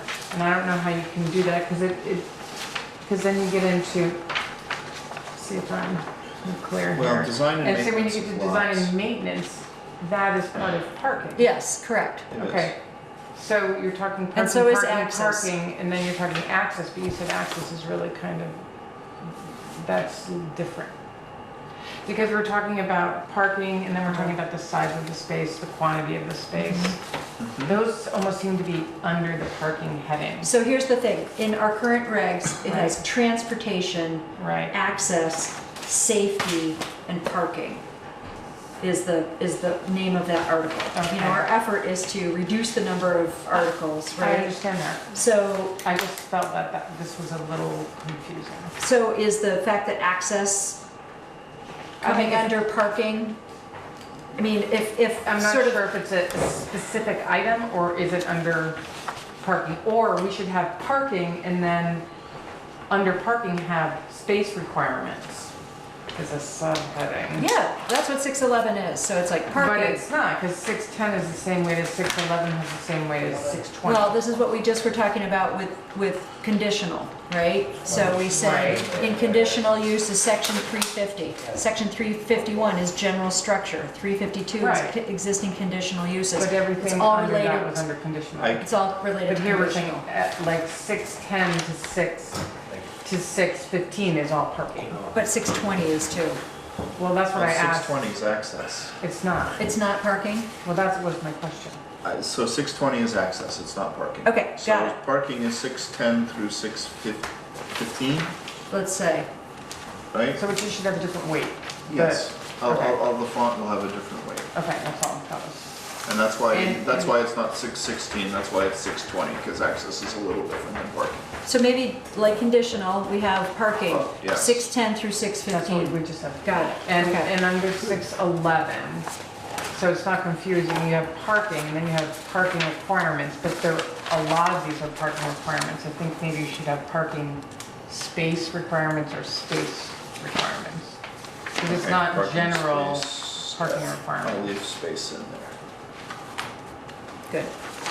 That's all.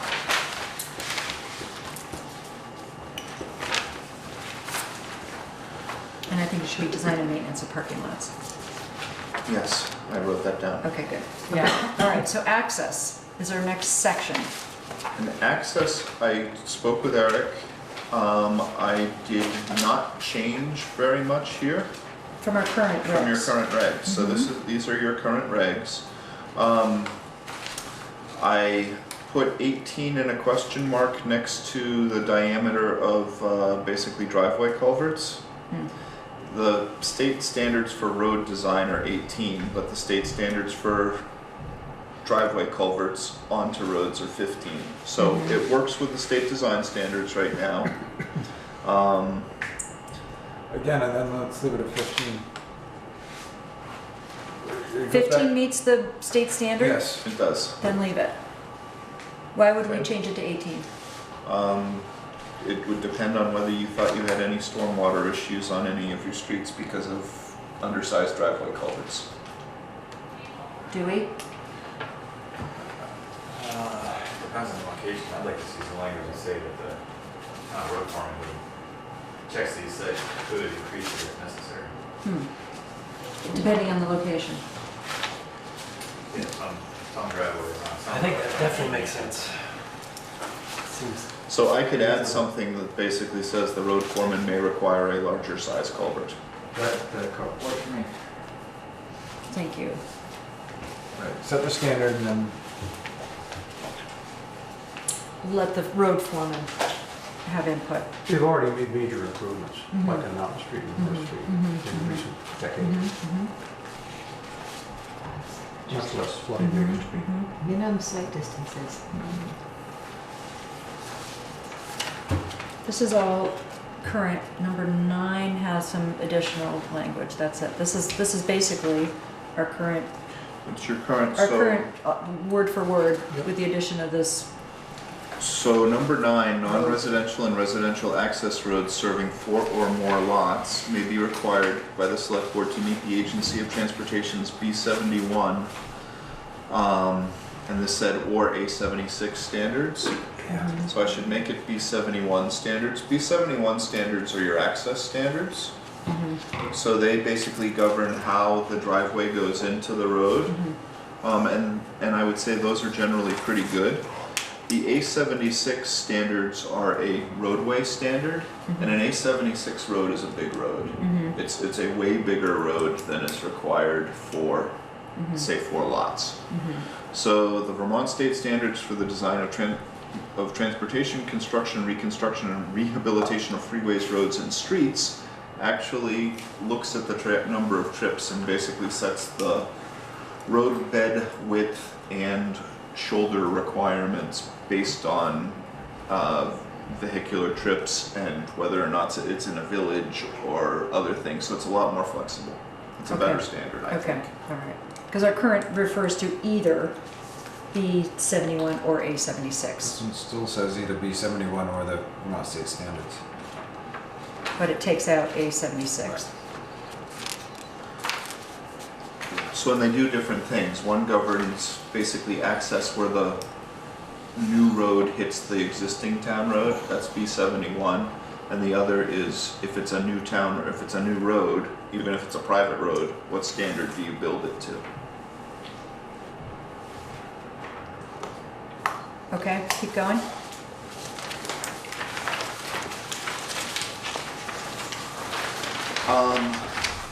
We had basically corner lot visibility in another place, so I Yes. scratched it here. Yeah. Pardon me? Okay.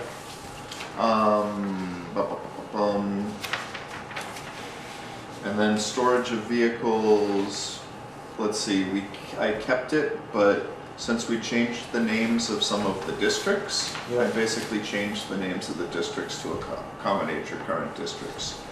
I want to skip over signs for a minute, because I really didn't do anything in signs. You kept it the same? I kept it the same for right now, Okay, and I want to go to glare, light, and reflection. okay. Where's that? Oh, we're skipping noise? We're skipping noise for just a second, Okay. too. So is this all new? Yes, it is. So you can see your old section, and you can see basically a new section. Oh, okay. So, Glare, lights, and reflection, I see. It's just a paragraph in our current it's regs. just a paragraph in your current regs. It's 2 sentences.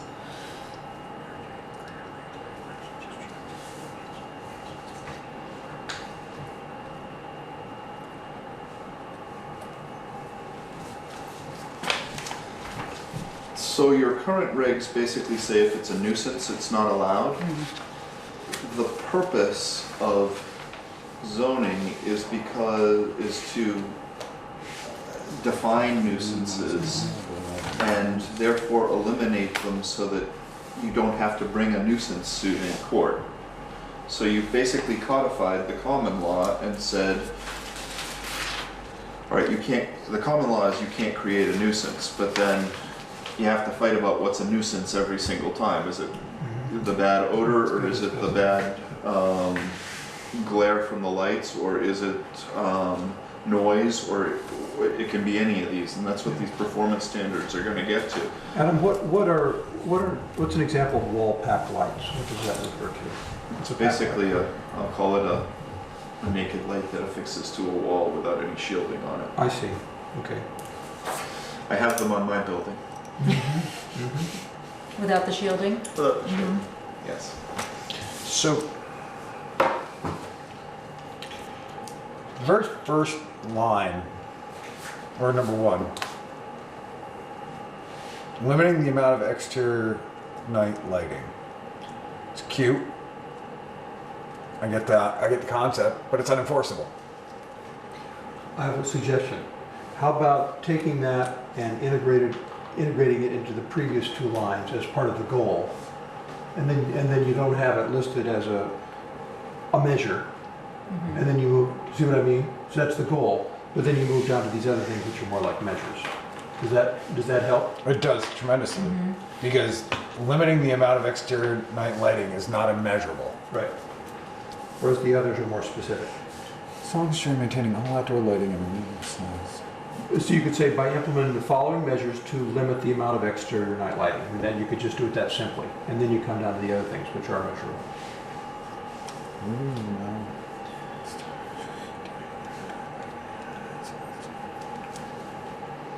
Actually, you don't even have to do it, because before that it says you could change minimizing for limiting, or you could just leave that to speak to. Well, night lighting is only night lighting if it's on at night. Okay. I mean, it's exterior lighting. I don't even know if we need to have them at all. Is that what you're saying, John? No, I see your point though, but if you could just add a clause that say you want to minimize exterior lighting and limit the amount, especially of exterior night lighting, by implementing the following measures. So that, just picking up on Chris's point, that's a general purpose, and then everything below it, you'd renumber 2 to 1 and so forth, is a measure that could be Maximize the effect of site lighting by eliminating.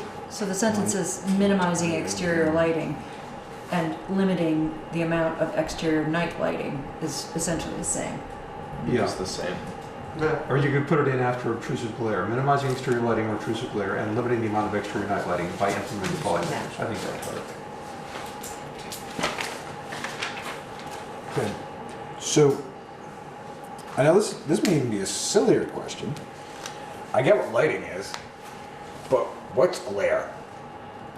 So glare in our current reg says no direct glare lights or reflection shall be permitted, which are nuisances to other property owners or tenants. Glare gets to number 10 and 11. You can't use reflective materials on your siding. You can't have excessive windows.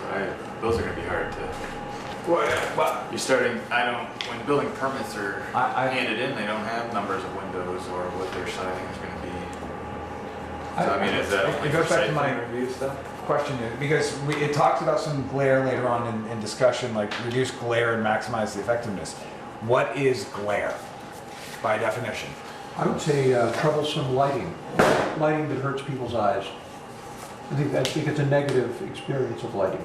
I thought glare is reflected from the sun. Now that's reflection, I would assume. It's different from lighting, because lighting lights people. We all use it as a, but if we're gonna get this defined on glare, let's define what. Well, I've given you my definition. Well, our current reg says is section 820 glare, lights, and reflection. They're grouped. So no direct glare, lights, or reflection shall be permitted, which are nuisances.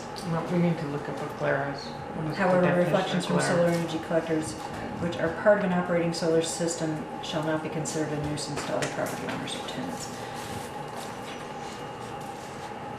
I'm working on it. So am I. So, yeah, so glare as a noun, no, it's not, would we consider this as a noun? Glare is a It's noun. not, or, and just No. a, Very harsh, bright, dazzling light. Yeah, see that, Or a fierce or angrily piercing stare. you're right. Well, first you get, no, not that you get the one, that's right. When it gets that, gives the other, that's right. No, that's perfect, actually. Glare all around. Yeah, glare in all directions. Or a dazzling or showy appearance. All three things. I would Can agree. also You get- could have, well, that would be reflection. Yeah. I don't think glare there is a problem. I Did think you, that the other thing we took care of. I mean, glare is by definition in somebody's eyes, you know, used in that way. as a negative? Yes. It's definitely negative. And it's a product of a light. Yeah. You know, so if you're just talking about light, it can be many things, but it doesn't have a value to it. Glare, the So I- value of lighting. Yeah, I'm not Negative value. troubled by that one. I think people know what that means. Which number is it in? Well, it's in number 2, reduce glare. It's in the title. it's actually in 2 and 3 because it was a broken, Right. Those are really just number 2. yeah. Yes, there is no number 3. That did come number 1. I mean, I get the concept behind number 2 is just trying to keep the actual illumination within the building envelope and utilizing that statement. I'm pretty comfortable with, but it gets, That's the only one though, isn't it?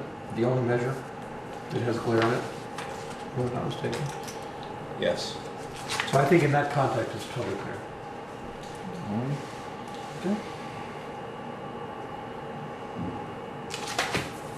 If you wanted, we could reverse lights, glare, and reflection, since glare just is the middle of one, just trying that's to, fine. but anyway, I think we're fine there. And moving that number 1 in.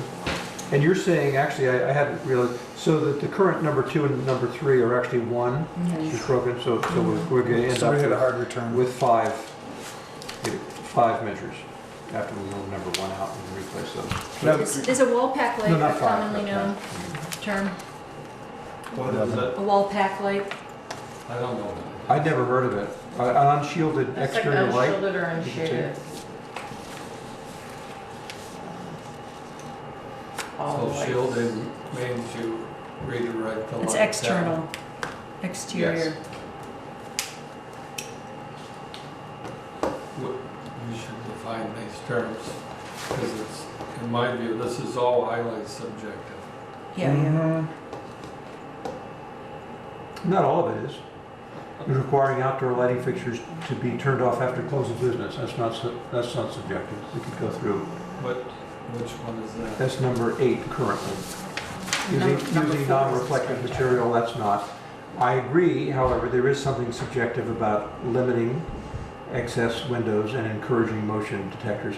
We have that kind of language, and I understand the problem. I do definitely understand the issue, but we tend to, throughout our plan, come back to, you know, aspirational or hortatory or whatever you want to call it, sort of, we want to encourage this. We like, you know, but I don't think that it would be very easy to enforce. I agree with you. I don't think that means it's bad. Even number 8, if somebody thinks it's necessary for safety or security, you have a judgment. Correct, but it gives someone something to ask about. And again, And to prove perhaps. number 9 is not a measure. It states in the beginning of this, follow these measures. We are encouraging motion detectors to limit use. That's not a measure, that's a suggestion. Mm-hmm. So what's gonna happen, right? So your applicant goes before the planning commission or the zoning board of adjustment, and they say, show us how you've complied with the lighting requirements. And they say, well, we did this, this, and this. And somebody says, did you use motion detectors? And they say, no. Well, we encourage those. But I don't think I need. It's not a deal breaker. It's not. Then why put it in your bylaws? To encourage it? Encourage. But that should be in your plan, not in your bylaws, correct? No one's gonna read it in your plan. I mean, no one is coming for a permit. No, I mean. Not in the town plan. But again, So part of your bylaws do, can help, I'll say, educate your applicant to what the town is looking for. I mean, Like in it the doesn't site have plan to, it section. doesn't have to all be, This, not this. you've got to do this, this, this, and this. I mean, sometimes there's a suite of options and you don't have to pick all of them to comply. right, so, I mean, we're assuming that there's some goodwill here, okay? oh yeah. I think the encouraging motion detectors to limit use, it reads well, and it's an option. And for me, in a way, it's kind of analogous. We went back and forth with Eric about whether people needed to apply to put in a ground-mounted solar collector, and we agreed there that we would say we strongly suggest it, because if you don't, you might run a cropper of some zoning.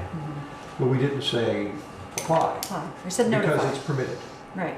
And so, but I came away from that's good to encourage people to do that. It's going to save everybody a pile of trouble, or could, including Eric, And so, I mean, I get the point here. There's a distinction here, definitely. I'm not troubled by it. When in institutional life, one of my principles is the principle of strategic redundancy. You say some things that may not be necessary and may not be prescriptive, but sometimes maintain more understanding. But yet, my concern when we add things that we don't need to is the unintended consequences of having verbiage that is unnecessary, so that somebody could make a mountain out of a molehill out of something that didn't need to be done. I hear you. No. It's sort of like, as we continue on, limiting excessive windows. Yeah. I love windows. Yeah. Katie doesn't. So who determines? I do. No, I'm just throwing you out there. What I'm saying is, so who determines what excessive windows Don't are? write them. So Chris, just thinking about the implication, would you? I was gonna say, I don't really like that one. So let's scratch it. May I finish my point? Yes. I was actually speaking at Yes. that point. One possibility would be to go through here, take the things that are encouragement or principles, put them into a longer introductory paragraph that said we're trying to limit lighting. Among the things that we encourage are the following, and then we have the following specific measures. And then you could go through and you could say, we've already said number one, that could go up at the top. Number two, I think that's a specific measure. Number three is a specific measure. Number four is a specific measure. Number five is a specific measure. And so, the new number six, the number seven. Then over here, I think to close a business, I think that's a specific measure. I think encouraging motion detectors, that goes to the top. Non-reflective material, specific measure. Limiting excessive windows, that goes to the top. So, I mean, that, I think, I'm just trying to It's sort of like respond to your. No, Do you think that helps? Because I think that the encouragement's good, but I'm not troubled if we take the parts that are not enforceable, put them at the top, and I take your point, which is the more stuff we have that's not enforceable, the more ambiguous it makes. Yeah. I take your point. Yeah, and that's all. And I agree with you. I love that idea. If the whole thing about timers and all that, love it. Move it into our encouragement or our Intro. Right at the top. recommendations. Yep. But when it gets down to the brass tacks, Yeah. this is and this isn't allowed. This is that your lighting needs to do X. Yeah. I don't think that loses anything. That's and I clear. think Is that clear to you, Adam? I can do that. Good. I can Thank you. move. Good. I can move basically number 9 and number 11 up Into the intro. And the more present number encouraging. one, And we've already done that. you've already yes. done that, and we're going to change the phrasing for pack lighting. So wall pack lighting is pretty. Exterior wall pack. Unshielded. Exterior unshielded wall pack lighting. I don't even know what a wall pack light is. It's Is like, it here. you exterior? see it in commercial buildings. It's like Those are wall pack square lights. Oh, and that things. is called wall pack. So it's a specific thing. It's a style. It's a. There's gazillions of them. I know, and they're bright and, They're bright. They're usually It on the is. side of yeah. a steel or brick building that's Yeah. large and square. Yep. Is that a shielded one? Because it has that top thing? Yeah. Or They're is it used at because schools it's a lot, tilted too. down? Mm-hmm. You say shielded, we don't say down shielded. Should we say down shielded? Yeah, that's what it's meant, or top shielded, right? But I So it actually has like a thing- what Adam said, is as long as this is well defined, why don't you just say prohibiting wall pack lights? Yeah, I'm not talking about that in the other place where we talk about, I'm sorry, I jumped around. Another place where we talk about shielded fixtures. But look at this wall pack light. I mean, it's literally like, So beautiful. it's tilted, it sort of pops out and tilts down. You know, They're what's wrong with that? incredibly bright. So- They're Yeah. incredibly Okay, bright. It's I like see. parking lot lighting. It's All like right, I very see. big Oh, yeah, like that. monster. I see. But aren't there applications where it actually makes sense? I don't You know, can a down business, shield them. right? You- Like a business park So here's where, one where you're trying to where maximize. I mean, it you have is to only illuminate the whole area, Yeah. pointing down. so you're minimizing the number of fixtures by using small volume of large, intense lights to do such. What's a way to finesse that, Adam? I mean, I understand what you're trying to say, which is shield exterior lights or down, what is it called, Katie? Down shield. Down shield. And parking lot. You don't want lights, to, you pole can't. lights need to be down shielded as well, although, you know, we have, So we have fully shielded, oh, where's fully that? shielded, okay. number 4, or the new note. It That's on a pole. required internal commercial signs should be fully shielded. That's installing commercial But signs. Signs. is this covered by number 8? All outdoor fixtures need to be turned off for the course of, No. well, No. wouldn't that cover wall pack lighting at the end of the working day? It's not Which is the only time sign. you want to turn them on? I'm not sure I'd want to shut off my lights on my building after the. But it close of does say business. unless needed for safety or security, so then they can be on. Right. And then it says in case, in which case the lighting shall be minimized. Mhm. So maybe that No needs to wall pack say lighting. With- Right. no wall pack lighting or down shielded or something there. If that's the Oh, goal. we don't. This makes me want to keep the wall pack lighting prohibition in. Really, I mean, if we got that unless needed, because we don't need glaring lights coming off the side of commercial buildings in the middle of the village. But you want them to be lit for safety and security. Right, you can have. And the you can have down- security lights that are down shielded. The down shielded makes the difference. Right, because it's not coming out Out at you. or up, it's Going down down. shielded. So is down shielded the denominator that makes that's all, what I that makes it all possible? Well, That's fine. I'm just troubled by what Skimmer said about these are incredibly bright lights. Well, can you We have just a have we just have motion sensor lights on all do you, our facility. on the outside? Yeah. What's And on it the works really outside? great. Well, What's on the outside of- Take the back parking lot at Shaw's. Yeah. Where they have down shielded lights which are on high poles. They're incredibly bright. People have to draw their blinds at Yeah, night. So then there's, They're really, The really height bright. of- But so are the streetlights in town. I mean, Oh, they're much brighter than streetlights. These are. The new LED right across from our house illuminates my daughter's bedroom to the point where you can read oh, you're talking about books street midnight. lights. Street So, lights. You could make them come shade that. they've tried. Oh, really? There's no pole height.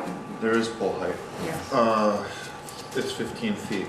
Oh, I thought that, I just got my daughter a PV gun. Smaller than thought- the building whose area they eliminate, not greater than 15 feet, whichever No, is it's like we less. have one that's like totally lit. That's number okay, 3. okay. So Okay, I thought they bright. were talking about the illumination on the As ground. much as No, they no. No, suck it's the the height energy of out the of pole. the grid. Okay. They were gentle. Yeah. What does fully shielded mean? Fully shielded. Fully Top. shielded basically is, yeah, they're pointing down, so the light, they're Middlebury- targeted. Middlebury has No those lighting too. come out. They actually, yeah, there's some kind of degree thing where There if you is. have there's a height restriction and then the light is allowed to go, I don't know what the degree is, but it's a fully, like if you're 100 feet away, you can't see the bulb, you might be able to see the light go down, but you can't see the And light. we also, we don't The talk college had about, to do this for the foot parking candles or areas and the lumens or buildings any- adjacent to, No, no, what's the, does anybody? it's not Chipman Hill. probably, It's off of South Street, but that whole neighborhood in there. So as they expanded you have the Center different for the foot candles Arts, for at the different Chipman uses. Park, Right, it's a Chipman right. Park. Yeah. Yeah, so there was, you know, a specific You could request just do a good to, job designing the building for foot so the lights have these kind of, Not me, no one ever. what do you call them? hears me. Shields. Yeah. It's like a top shield. Top to do it Right. yourself or place. So it But it shoots, directs it the shoots light. down Yeah. and it So I need to illuminates move. the parking area and the areas adjacent to the building. But it doesn't shoot it, you know, it's not just, right, sideways or So up. I'm wondering, we agreed we're gonna move the non-enforceable things up to the Right. top. Which are the problematic points here? We're sort of going around from point to point. Are there things where we've largely decided and a couple that are problems, or? Well, we I may think be we're able to- almost there with this section. I'd like to Yeah. see it wrapped up. It seemed like number 4, pole lights, there was a question about whether all pole lights, in addition to the height requirement, should also be downshielded. Right. The lights, I think. Yeah. How would you say it? Well, That's- they're not though. I mean, if you have your lights on the green, for Yeah. example, or They're something, not, I'm not, yeah, because they're in this They're pretty. vintage. they're in this vintage. They have yeah. they do have a They have little a- bit on the top. On the but top, not they're down shielded, but they're not shielded from the sides, No, they're glowing. Where's this?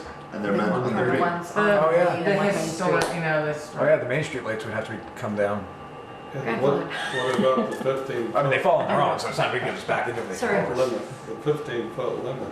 On poles, on light, yeah. What about Are it? they taller than? Not 15? street lights. Well, So 15 feet, what's an example? if you The have, ones on the green are smaller than 15 Yeah. feet. They're probably 12. Probably. are you, The ones at the high school would be highly illegal. Ones at the high school are like, Out in the parking Yeah. lots, where they actually have to illuminate a large parking Yes. lot with Yeah. minimal You still numbers of lights. Do that with a downshield, it all depends, because I mean, you're wasting all that area isn't lighting. I'm not saying that, I mean, they're there now. And what about It's not lights, the carpet. like recreational lights, like the rec field, when they illuminate the ball field? When if football was ever to put lights in for the football stadium, yeah. Well, maybe I think it's, indeed you do have to, is it possible to mention that specifically of the recreation use because of the presence of our recreation land and club and the sort of use of that's that? like sport, that's like athletic field night no, lighting is but the different. football would be at the high school. It wouldn't Right. be. Yeah, No, we're just talking in general, Okay, that like kind of lighting over is there. different. That's different than parking lot lighting. so that we're- athletic. and don't you think there's a difference between lighting in a high-density area, at least for Bristol, Mhm. versus one out in the country? Particularly for a business? Mhm. I was going to Yeah. mention it. Your yard lights down at Johnson Yeah. don't bother anyone. Certainly a lot more than 15 feet high. And they instead of having a whole series of which you guys will hit with trucks, you have a very minimal number of ones that get hit by the trucks.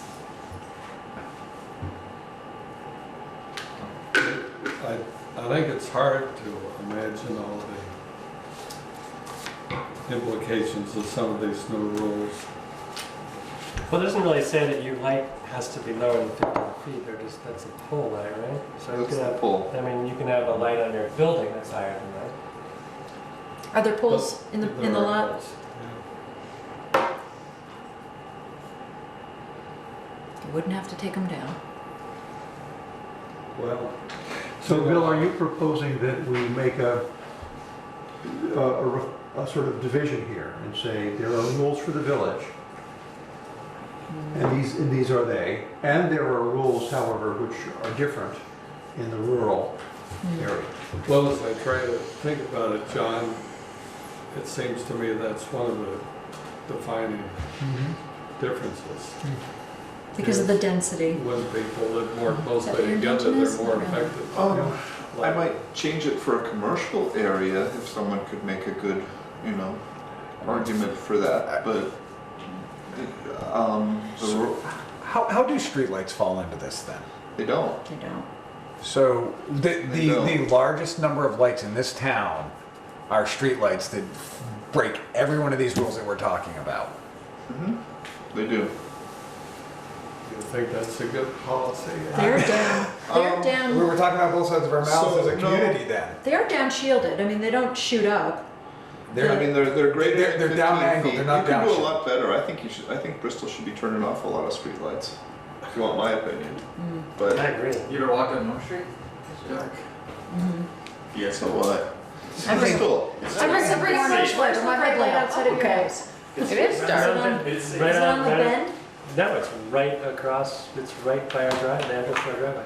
It's Yeah. right between the weird. Wallaces and. Right, because they're usually like at cross and then, No, we're Big so one on grateful Elm that Street. we're not You can next walk to all one. the way down and you see it. All right. Yeah. Okay. So let's see. Let me try and bring this back a little bit. Yeah, I I think know. athletic lighting, I think that's a, if it's, you know, that sort of, you wouldn't want to have anybody question that. You wouldn't want to introduce this and have someone question the use of the lights on the rec field or on the athletic fields at the high school. That's not what this is intended to do anyway, but is it important to call it out?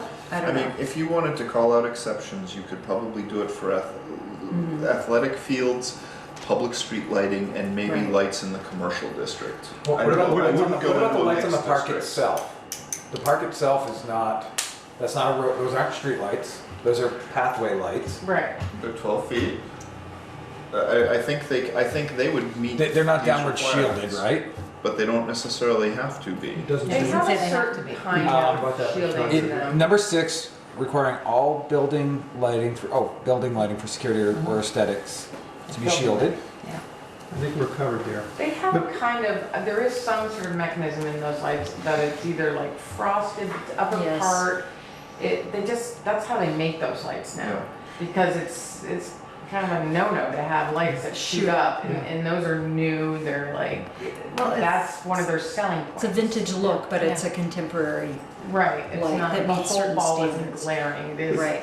some, I don't know exactly. Well, and even the glass around them, however that's done, is sort of frosted enough that if you're walking by them, it's not like you get blinded by the streetlights Right. in the park or in It's the not a town. wall pack. I mean, Yeah. Well, and that's the goal of this, right, is that it's a streetlight. making a that's- distinction. Yeah. no, I think actually we're very close by dividing the measures from the principles. I think it would be good to call out the athletic lights. This does not cover athletic lights at the rec field or the high school. I think it would also be good to call out the fact that for commercial or industrial facilities that are not within a residential area, Well, I'd almost say within the commercial zone.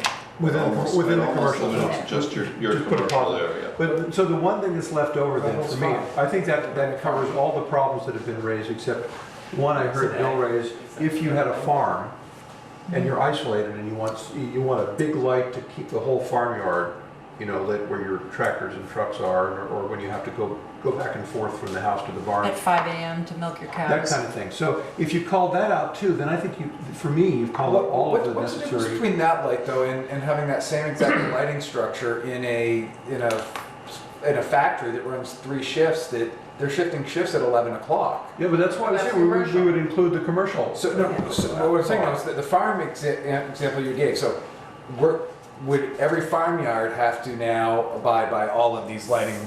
That's why I'm saying call that one out. And to say that's an Pull exception. that out. Ag is what you're saying? Yeah. Yeah, when it's, yeah. But, Saying the same thing. but no, what I'm asking, if you're gonna pull ag out of it, why would you not, so we're gonna pull all commercial? In commercial zones, No, just in the commercial Commercial zone. zone. Commercial zone. And all ag out of the entire town? Because most ag is not in commercial. Right. So you're making a distinction between zone and use. 2 different things. right. What's the best way to balance that?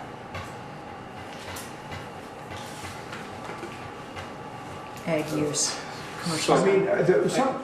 some of this stuff, like, that, what's the current number 2? I mean, if there were a farm across the street from a house, and they put up huge Klieg lights, and it went right into their neighbors, it was an intrusion of light across property lines, then they don't get to do it. You know, you can't put massive industrial lights that go into somebody's front window. Well, the farms are gonna be, if it's actually a farm use, they're not coming to you anyway. Okay, They're exempt. all right. But For light, if it was built, could They're exempt Are, for is lighting? it? Yeah, They can is do it. lighting exempt as well?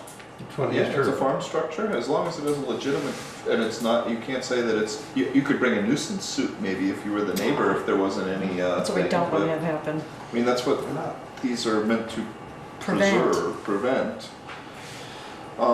But if it's a farm structure and it's a legitimate farm purpose, then technically it's exempt. Now, From any kind of, from zoning any- regulations. yeah. So, So then it's not an issue. so if we, So I but would say I'm just trying to see if we Yeah. get some closure Yeah, here, yeah, okay? yeah. Okay, If we we're got calling 10 out the minutes. commercial use, if we're dividing these things up, if we're calling out the athletic field, the rec field, and the high Yeah. school, what do we have to do here? What's wrong with this if we do all those things? Let me ask you about what does within a building envelope mean? Okay. Building envelope when, I guess it can be, like if someone is gonna build a new house and they have an area that they have to build it within the, Right. it's been We've determined been from using it for our, setbacks. for our PRDs and PUDs. Well, but it's not only that, Yeah, you know, I so know. like within setbacks. When we built our house, we had a building envelope which was defined by the regulated setbacks, and this just means you can't have a light targeted on something outside that. Like Yeah, on the it's property fine. line. So we were You mean like a very clear parking what the lot? envelope was. Well, your Your parking parking would probably would be in your building envelope. It's bigger, it's definitely bigger than the building So- itself. Great example where they're talking about target lighting. This is actually when you talk about building envelopes, the co-housing project. No, I'm Yeah. just, they have, there's community lighting that's standalone lighting that is targeting lighting that is not inside of a building envelope, correct? 'Cause the building envelopes They that were only defined have were, standard, standalone lighting on the edge of the parking area, and they're very low. okay. So would that work? As long as it doesn't illuminate outside of the, But we're also talking about parking area, lighting a parking area. but it says in the, This is all part of it. This is all lighting. This isn't just about, No, I know. I know, I'm So, reading into. Plus you have some homes that are. site lighting by limiting Number light two. to a target area within the building envelope. Yeah, that, Of site lighting. yeah, well, in this case, yeah, That is site wouldn't lighting, work right? with the co-housing in Would that not. case. But it makes sense to have the lighting where they have it there. It's, so, When you've got some old homes that were built before the setback requirements were created, mhm. and they may have a light over their garage or on their porch. And they could be No, but that's allowed, right within on the building, almost, I think that's fine. well, but we're talking about where the light They're goes. exempt. Right. They're grandfathered. If they've already been built. If they've got a garage light out there, Eric's not gonna come in and say, look, we got our lighting requirements, you gotta take down your garage light you've had up for. What if they Or put what- a new what light? this isn't necessarily for new, What is if you it? want to apply a new light to a pre-existing structure? I'm going with that. So. Who comes for a new light to a? No, but you do it, On a and residential. now it's illuminating my yard, and then I can. Say to Eric, hey, the new and- regs say no glare. Well, the What do you think reason. we're all just have to get along. You know, this building envelope, like, who knows where their building envelope is? It's quite easy to tell. All you do is look at the setbacks. That would have been your building To envelope. light a target area, period. Yeah. That's Yeah. fine. I mean, I don't think that makes any difference. To go all the way to the setbacks, because larger properties, the building envelope could be gigantic. Right. So Put building illumination envelope doesn't reduce necessarily the- equal But then- setbacks. I see. But then you wouldn't, The then village not, does. you would not say if, you're talking about the co-housing, but say the commercial park, business park, they need to light their parking lot, and that isn't necessarily within the building envelope Right. in that case. So Have we you agreed to gotta- take out within a building envelope? No, because then the sentence just sort of stops. To light a target area. As By opposed limiting to light just, to a target area. What are you trying to do? What's the purpose of the light? That's your target area. target area, you know. Would be the for- purpose. Yeah. I mean, it's, I think that's better. I don't know. Yeah, because those like, co-housing are lighting Maximizing. For that the corner. couple edges of the parking. And they're low, they're like 4 feet or Yeah. something. I know, I remember Way lower. from there. I do remember that. Okay, Okay, so Adam, I you're have gonna- applicants shall protect dark skies at night in Ridgeline by limiting the quality and number of exterior night lighting or obtrusive glare by implementing the following measures. So we took out number 1. We moved it up. Well, Well, it's I a did, review. Okay. yes. 2, what's now 2, and 3 shouldn't have been there, that's a mistake. But It's all one. we took out within building envelope. So what's currently number 4 on your page stays the same, what currently is number 5 on the page stays the same, what currently is number 6 on the page stays the same, except we put down shielded before shielded and targeted. What's number 7 stays the same. What's number 8 stays the same. 9 and 11, basically I'll move them up into the top of the paragraph. And 10 and 12 stay the same. So, And then we're adding language about aesthetic. Commercial. And commercial. so non-reflective materials for roofs and siding, so basically any type of raw corrugated steel is out. Correct? What's an example of it? What's an Does example that of apply to reflective? residential structures or only commercial? This is all, This is everything and anything. Because I don't know that. Yeah, that's They don't an put that on the interesting building question. permit. That's not information that's on the building permit. Number of windows or siding type is not on a residential building application. Could be. Well, the windows we've moved up using non-reflective material for roofs or siding. I mean, you're still, even if you move it up to the top, you're still encouraging it. So Yeah. should I be encouraging it on residential structures? I think all the encouragement would have happened in the paragraph. up above.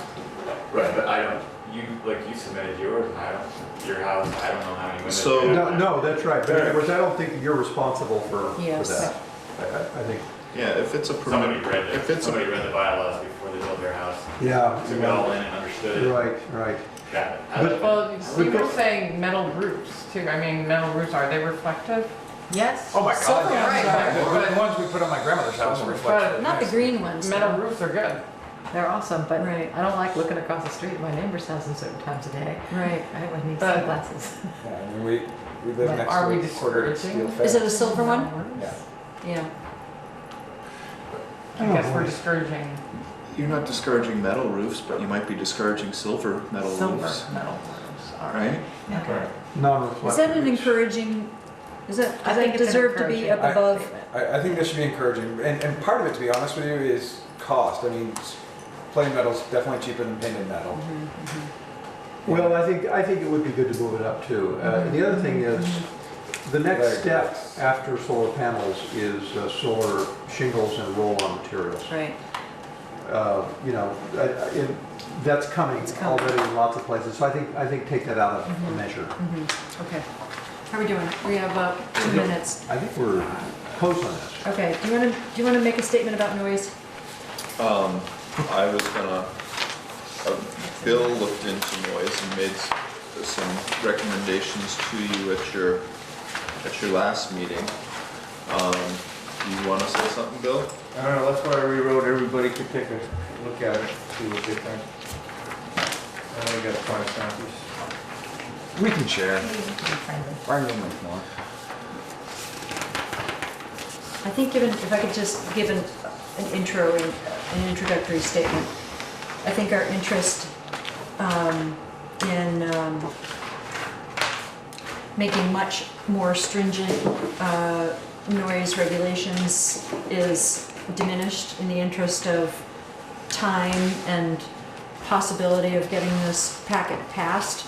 And so I appreciated Bill's work and conversation with Les Blumberg and our exploration of this and our sort of receiving of input from guests several meetings ago. But given the difficulty to measure and measuring excessive noise and our limited resources in Bristol, I think it points to sort of limited changes if we can. There is no measurement there. This is all defining what the nuisances are. That's all. Yeah. So I like number 4. I like the ongoing excessive mechanical noise caused by air conditioners, compressors, and other mechanical devices, because that's a use or a structure.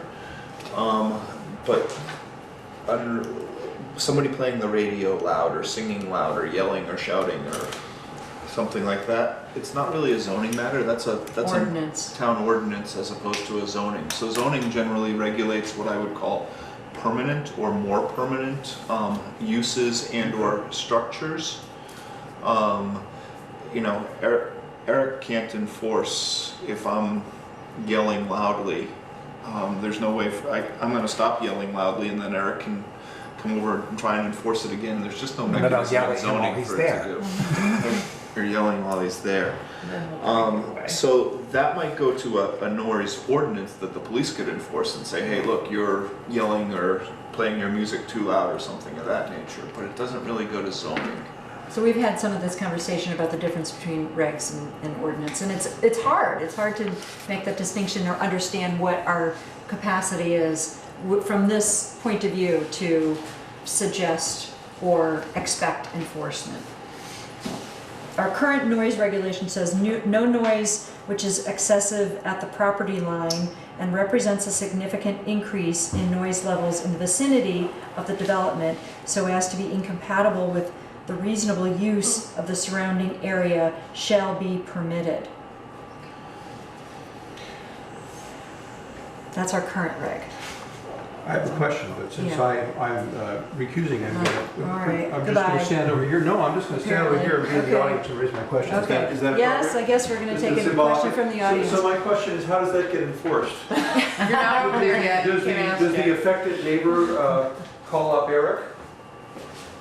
He's mean, probably this going to is- say he's delighted at that idea. How does that sound? But again, This is more like an ordinance kind of conversation. This is more like an ordinance language anyway, in our current regs. And, I mean, So- the problem is we went down this rocky road, this slippery slope with all this sound noise a few minutes ago. And, I mean, with light. Yeah, And because that was a little easier. But yet, when it came to the noise piece of it, we don't want to go down that slippery slope, it seems like. There's a question from the audience. yes. Going back to the language in point number 4 about ongoing unreasonable mechanical noise, what if a neighbor feels that there is such a thing? That language at least allows the question to be raised. So it would be a permit condition, right? You couldn't raise it about an existing structure. Nope. But you could. An ordinance can. An ordinance can. But a reg can't. But a reg can't. Okay. So if I came and I said I wanted to open a nightclub in Bristol, and I wanted to play loud music late at night, basically, if you put a current permit condition on me that I had to close at midnight, and my music at the property line couldn't be any more than 50 decibels. 50 decibels, then that's something that Eric could enforce. But Right. and maybe, you know, what's been happening is your zoning board of adjustment has been using this, and they've kind of been making their own standards sometimes and putting permit conditions in. Is that I think the only one I've seen is Bristol Works has. okay? The Bristol Works has one. That's pretty high, So, A high standard or a high But- level? 7 decibels. but unless it's in a permit condition, it doesn't apply. Just because it's in your zoning regs doesn't mean that Eric's going to go around and try and enforce it on everybody. So, question. So what I'm hearing here from the audience is, if I were concerned about present noises, I would approach the select board and ask them about an ordinance. Absolutely. Correct. Now, I know there's been police enforcement of noise in town, for example, It's like parties. Dan's place. Oh, yeah. There was a time where that was, not that I ever was there, but there was a time when they had a lot of music there, and they started, they had to stop the music at a certain time because of the neighbors and this and that. It So was that- actually the tenants in the building. and- Right. And that was a direct correlation. That was a landlord stipulation, not a tenant stipulation that was put on the bar. Then you know. Yes, I did. So, Very, very so well. that, but was that based on their permit? What was that? Their Or, business. Sounds like The landlord imposed it on, the landlord owns the whole building. right, His upstairs tenants were complaining about his downstairs Right. tenants. And it's not a town issue. okay. That's a tenant issue. So he worked with the owners and imposed the limitations. We have general noise ordinances after 10 PM, I think it is. There's some, we have a minor noise ordinance. Well, that's what I mean. Do we have an ordinance now? Because we talk about having an ordinance, but Police use that's the my, state twilight ordinance. okay, Is that what so they that, use? I They know use the there is- what? It's like a twilight ordinance after. Twilight, It's very vague, but after dark, it can't be too loud. right. But what we have in Except on our the 4th of July. zoning Okay. right now, what is that? If the ordinance has to go to the select board, is that an ordinance from the select board Yes. down there right now? No. No. In your zoning, that is a standard that theoretically your appropriate municipal panel could apply to new development Right. and/or uses. Well, since it's already in line, can it be applied to existing No. No. business? What does it govern at present? New structures, and basically it has to be put in as a permit condition.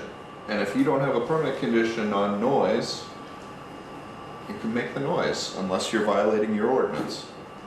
We ran into the same issue with the sauna. So we want it, Chipping. you want it to be listed as a permit condition. So you have to have it Maybe. listed, If you have somebody come in who's applying for for something. some use or structure that may create a lot of noise, you might want to have the ability to regulate it. Yeah. Because people, chances are there are people in town that are concerned about it. Right, what if they're doing a renovation, for example?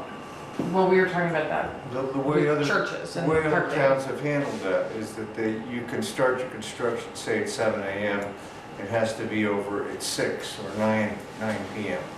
Hours of operation. And, there has to be a specified length of time. Montpelier does that, Burlington does that, Waterbury does that. that's part of noise? Is that part of a noise regulation or Well, part of it's- like an operation, hours of operation? It effectively controls some of the noise Yeah, issues. yeah. I mean, the other thing you're talking about with the ordinance, I mean, in my opinion, the towns that have done this correctly, because it is enforceable if it is an ordinance, is they say, okay, from 9 PM or 10 PM to 6 AM, nothing over 50 decibels. And there are exceptions to that, like July 4th, New Year's Eve, things like that, but very few exceptions. And then they will say from 7 AM to 6 PM, a maximum of 70 decibels, but then you have a string of exemptions, which are construction and so forth, okay? And then they go from 7 PM to 10 PM, we're winding down, but then from 10 PM to 6 AM, we're down to the 50 decibel. That's what they do. Those are ordinances, Those are ordinances. yes. Okay, but if you're talking about regulation, okay, for new construction, you can certainly put that in, because, You could limit their hours of operation. You could say, yes, you can't do anything that's going to create more than 50 decibels at the That's right. property line if you chose to. But that's all, is it an average of 50? It's a so, It's a- okay, it's a so hard the standard. problem that this comes to is that in order to actually measure it, you have to have a Yes. decibel meter that We're is not doing that. extremely accurate, Right. and it has to be there for several days. Then you take the average. Yeah. And then you have to minus out the ambient, all of this. This is not gonna happen, So it's technical. That's what I'm saying. yes, It's technical. that's not gonna happen. Okay, so if it's not gonna happen, I don't think we wanna go then there, what we have That's to a deal do breaker. as, my own opinion, Yeah. as a planning commission, is we write a regulation that has some teeth in it for new construction, but we also talk to the selectmen and say, we really think you should consider an ordinance. that's a different topic, two different It is a things. different topic, Right. but it's real. Right. So let's So- stick with regs for a minute, just because we have an interest of time and an interest of pace. and I don't want this to throw that off. So I have a suggestion. Thank you. Let me bring you back some hours of operation, which gets to some of that. And that we can include as basically a performance design standard in here. And I'll I'll take a bring you look at that it. for next meeting. So we'll, in addition to the flood stuff, So you're talking general Not Hours. ordinance. Oh, yeah, sorry. hours of operation. general hours of operation standards. Yes. That Okay. were related to noise. No, well, No. But they're not hours because Heidelberg has the exact same orders, the hours of operation or standards, or they did. Who does? Heinsberg when we lived there. That's the reason why the mobile in Heinsberg closes at 10 p.m. It's not because they don't want to stay open till midnight, but that's what the town has. So do we want to shut our little town down at We're 10? not saying that though. But we're Let's not- see what it comes back with. Yeah, I'm just saying This that's is my related concern. to noise, not, this is only related to noise, is what I'm talking No, about. it's not. That's where I'm going at. Hours of operation are very broad reaching. It would shut down things like Harper's, third shift, But cracker factory. this is hours of operation related to the noise level. That's what Outside you- of a building. That's what you, that's Tell you what. exactly. That's I what- will bring you something and you can, It's about noise outside of the operation. It's not But that- about I shutting know. down business Exactly, that not might take about place shutting down at business. midnight. No, it's about the noise that's created. Okay, Okay. all right, I'm gonna, we're over time, so thank you everyone for your input. Are you coming back? Okay. Or you're gonna have to stay here all night because you Thank will you, be member of the public. That's right. adjourned. I'm gonna take a motion to adjourn. Thank you. I'll second that. All in favor? Oh, I want to stay on. All right, thank you everyone.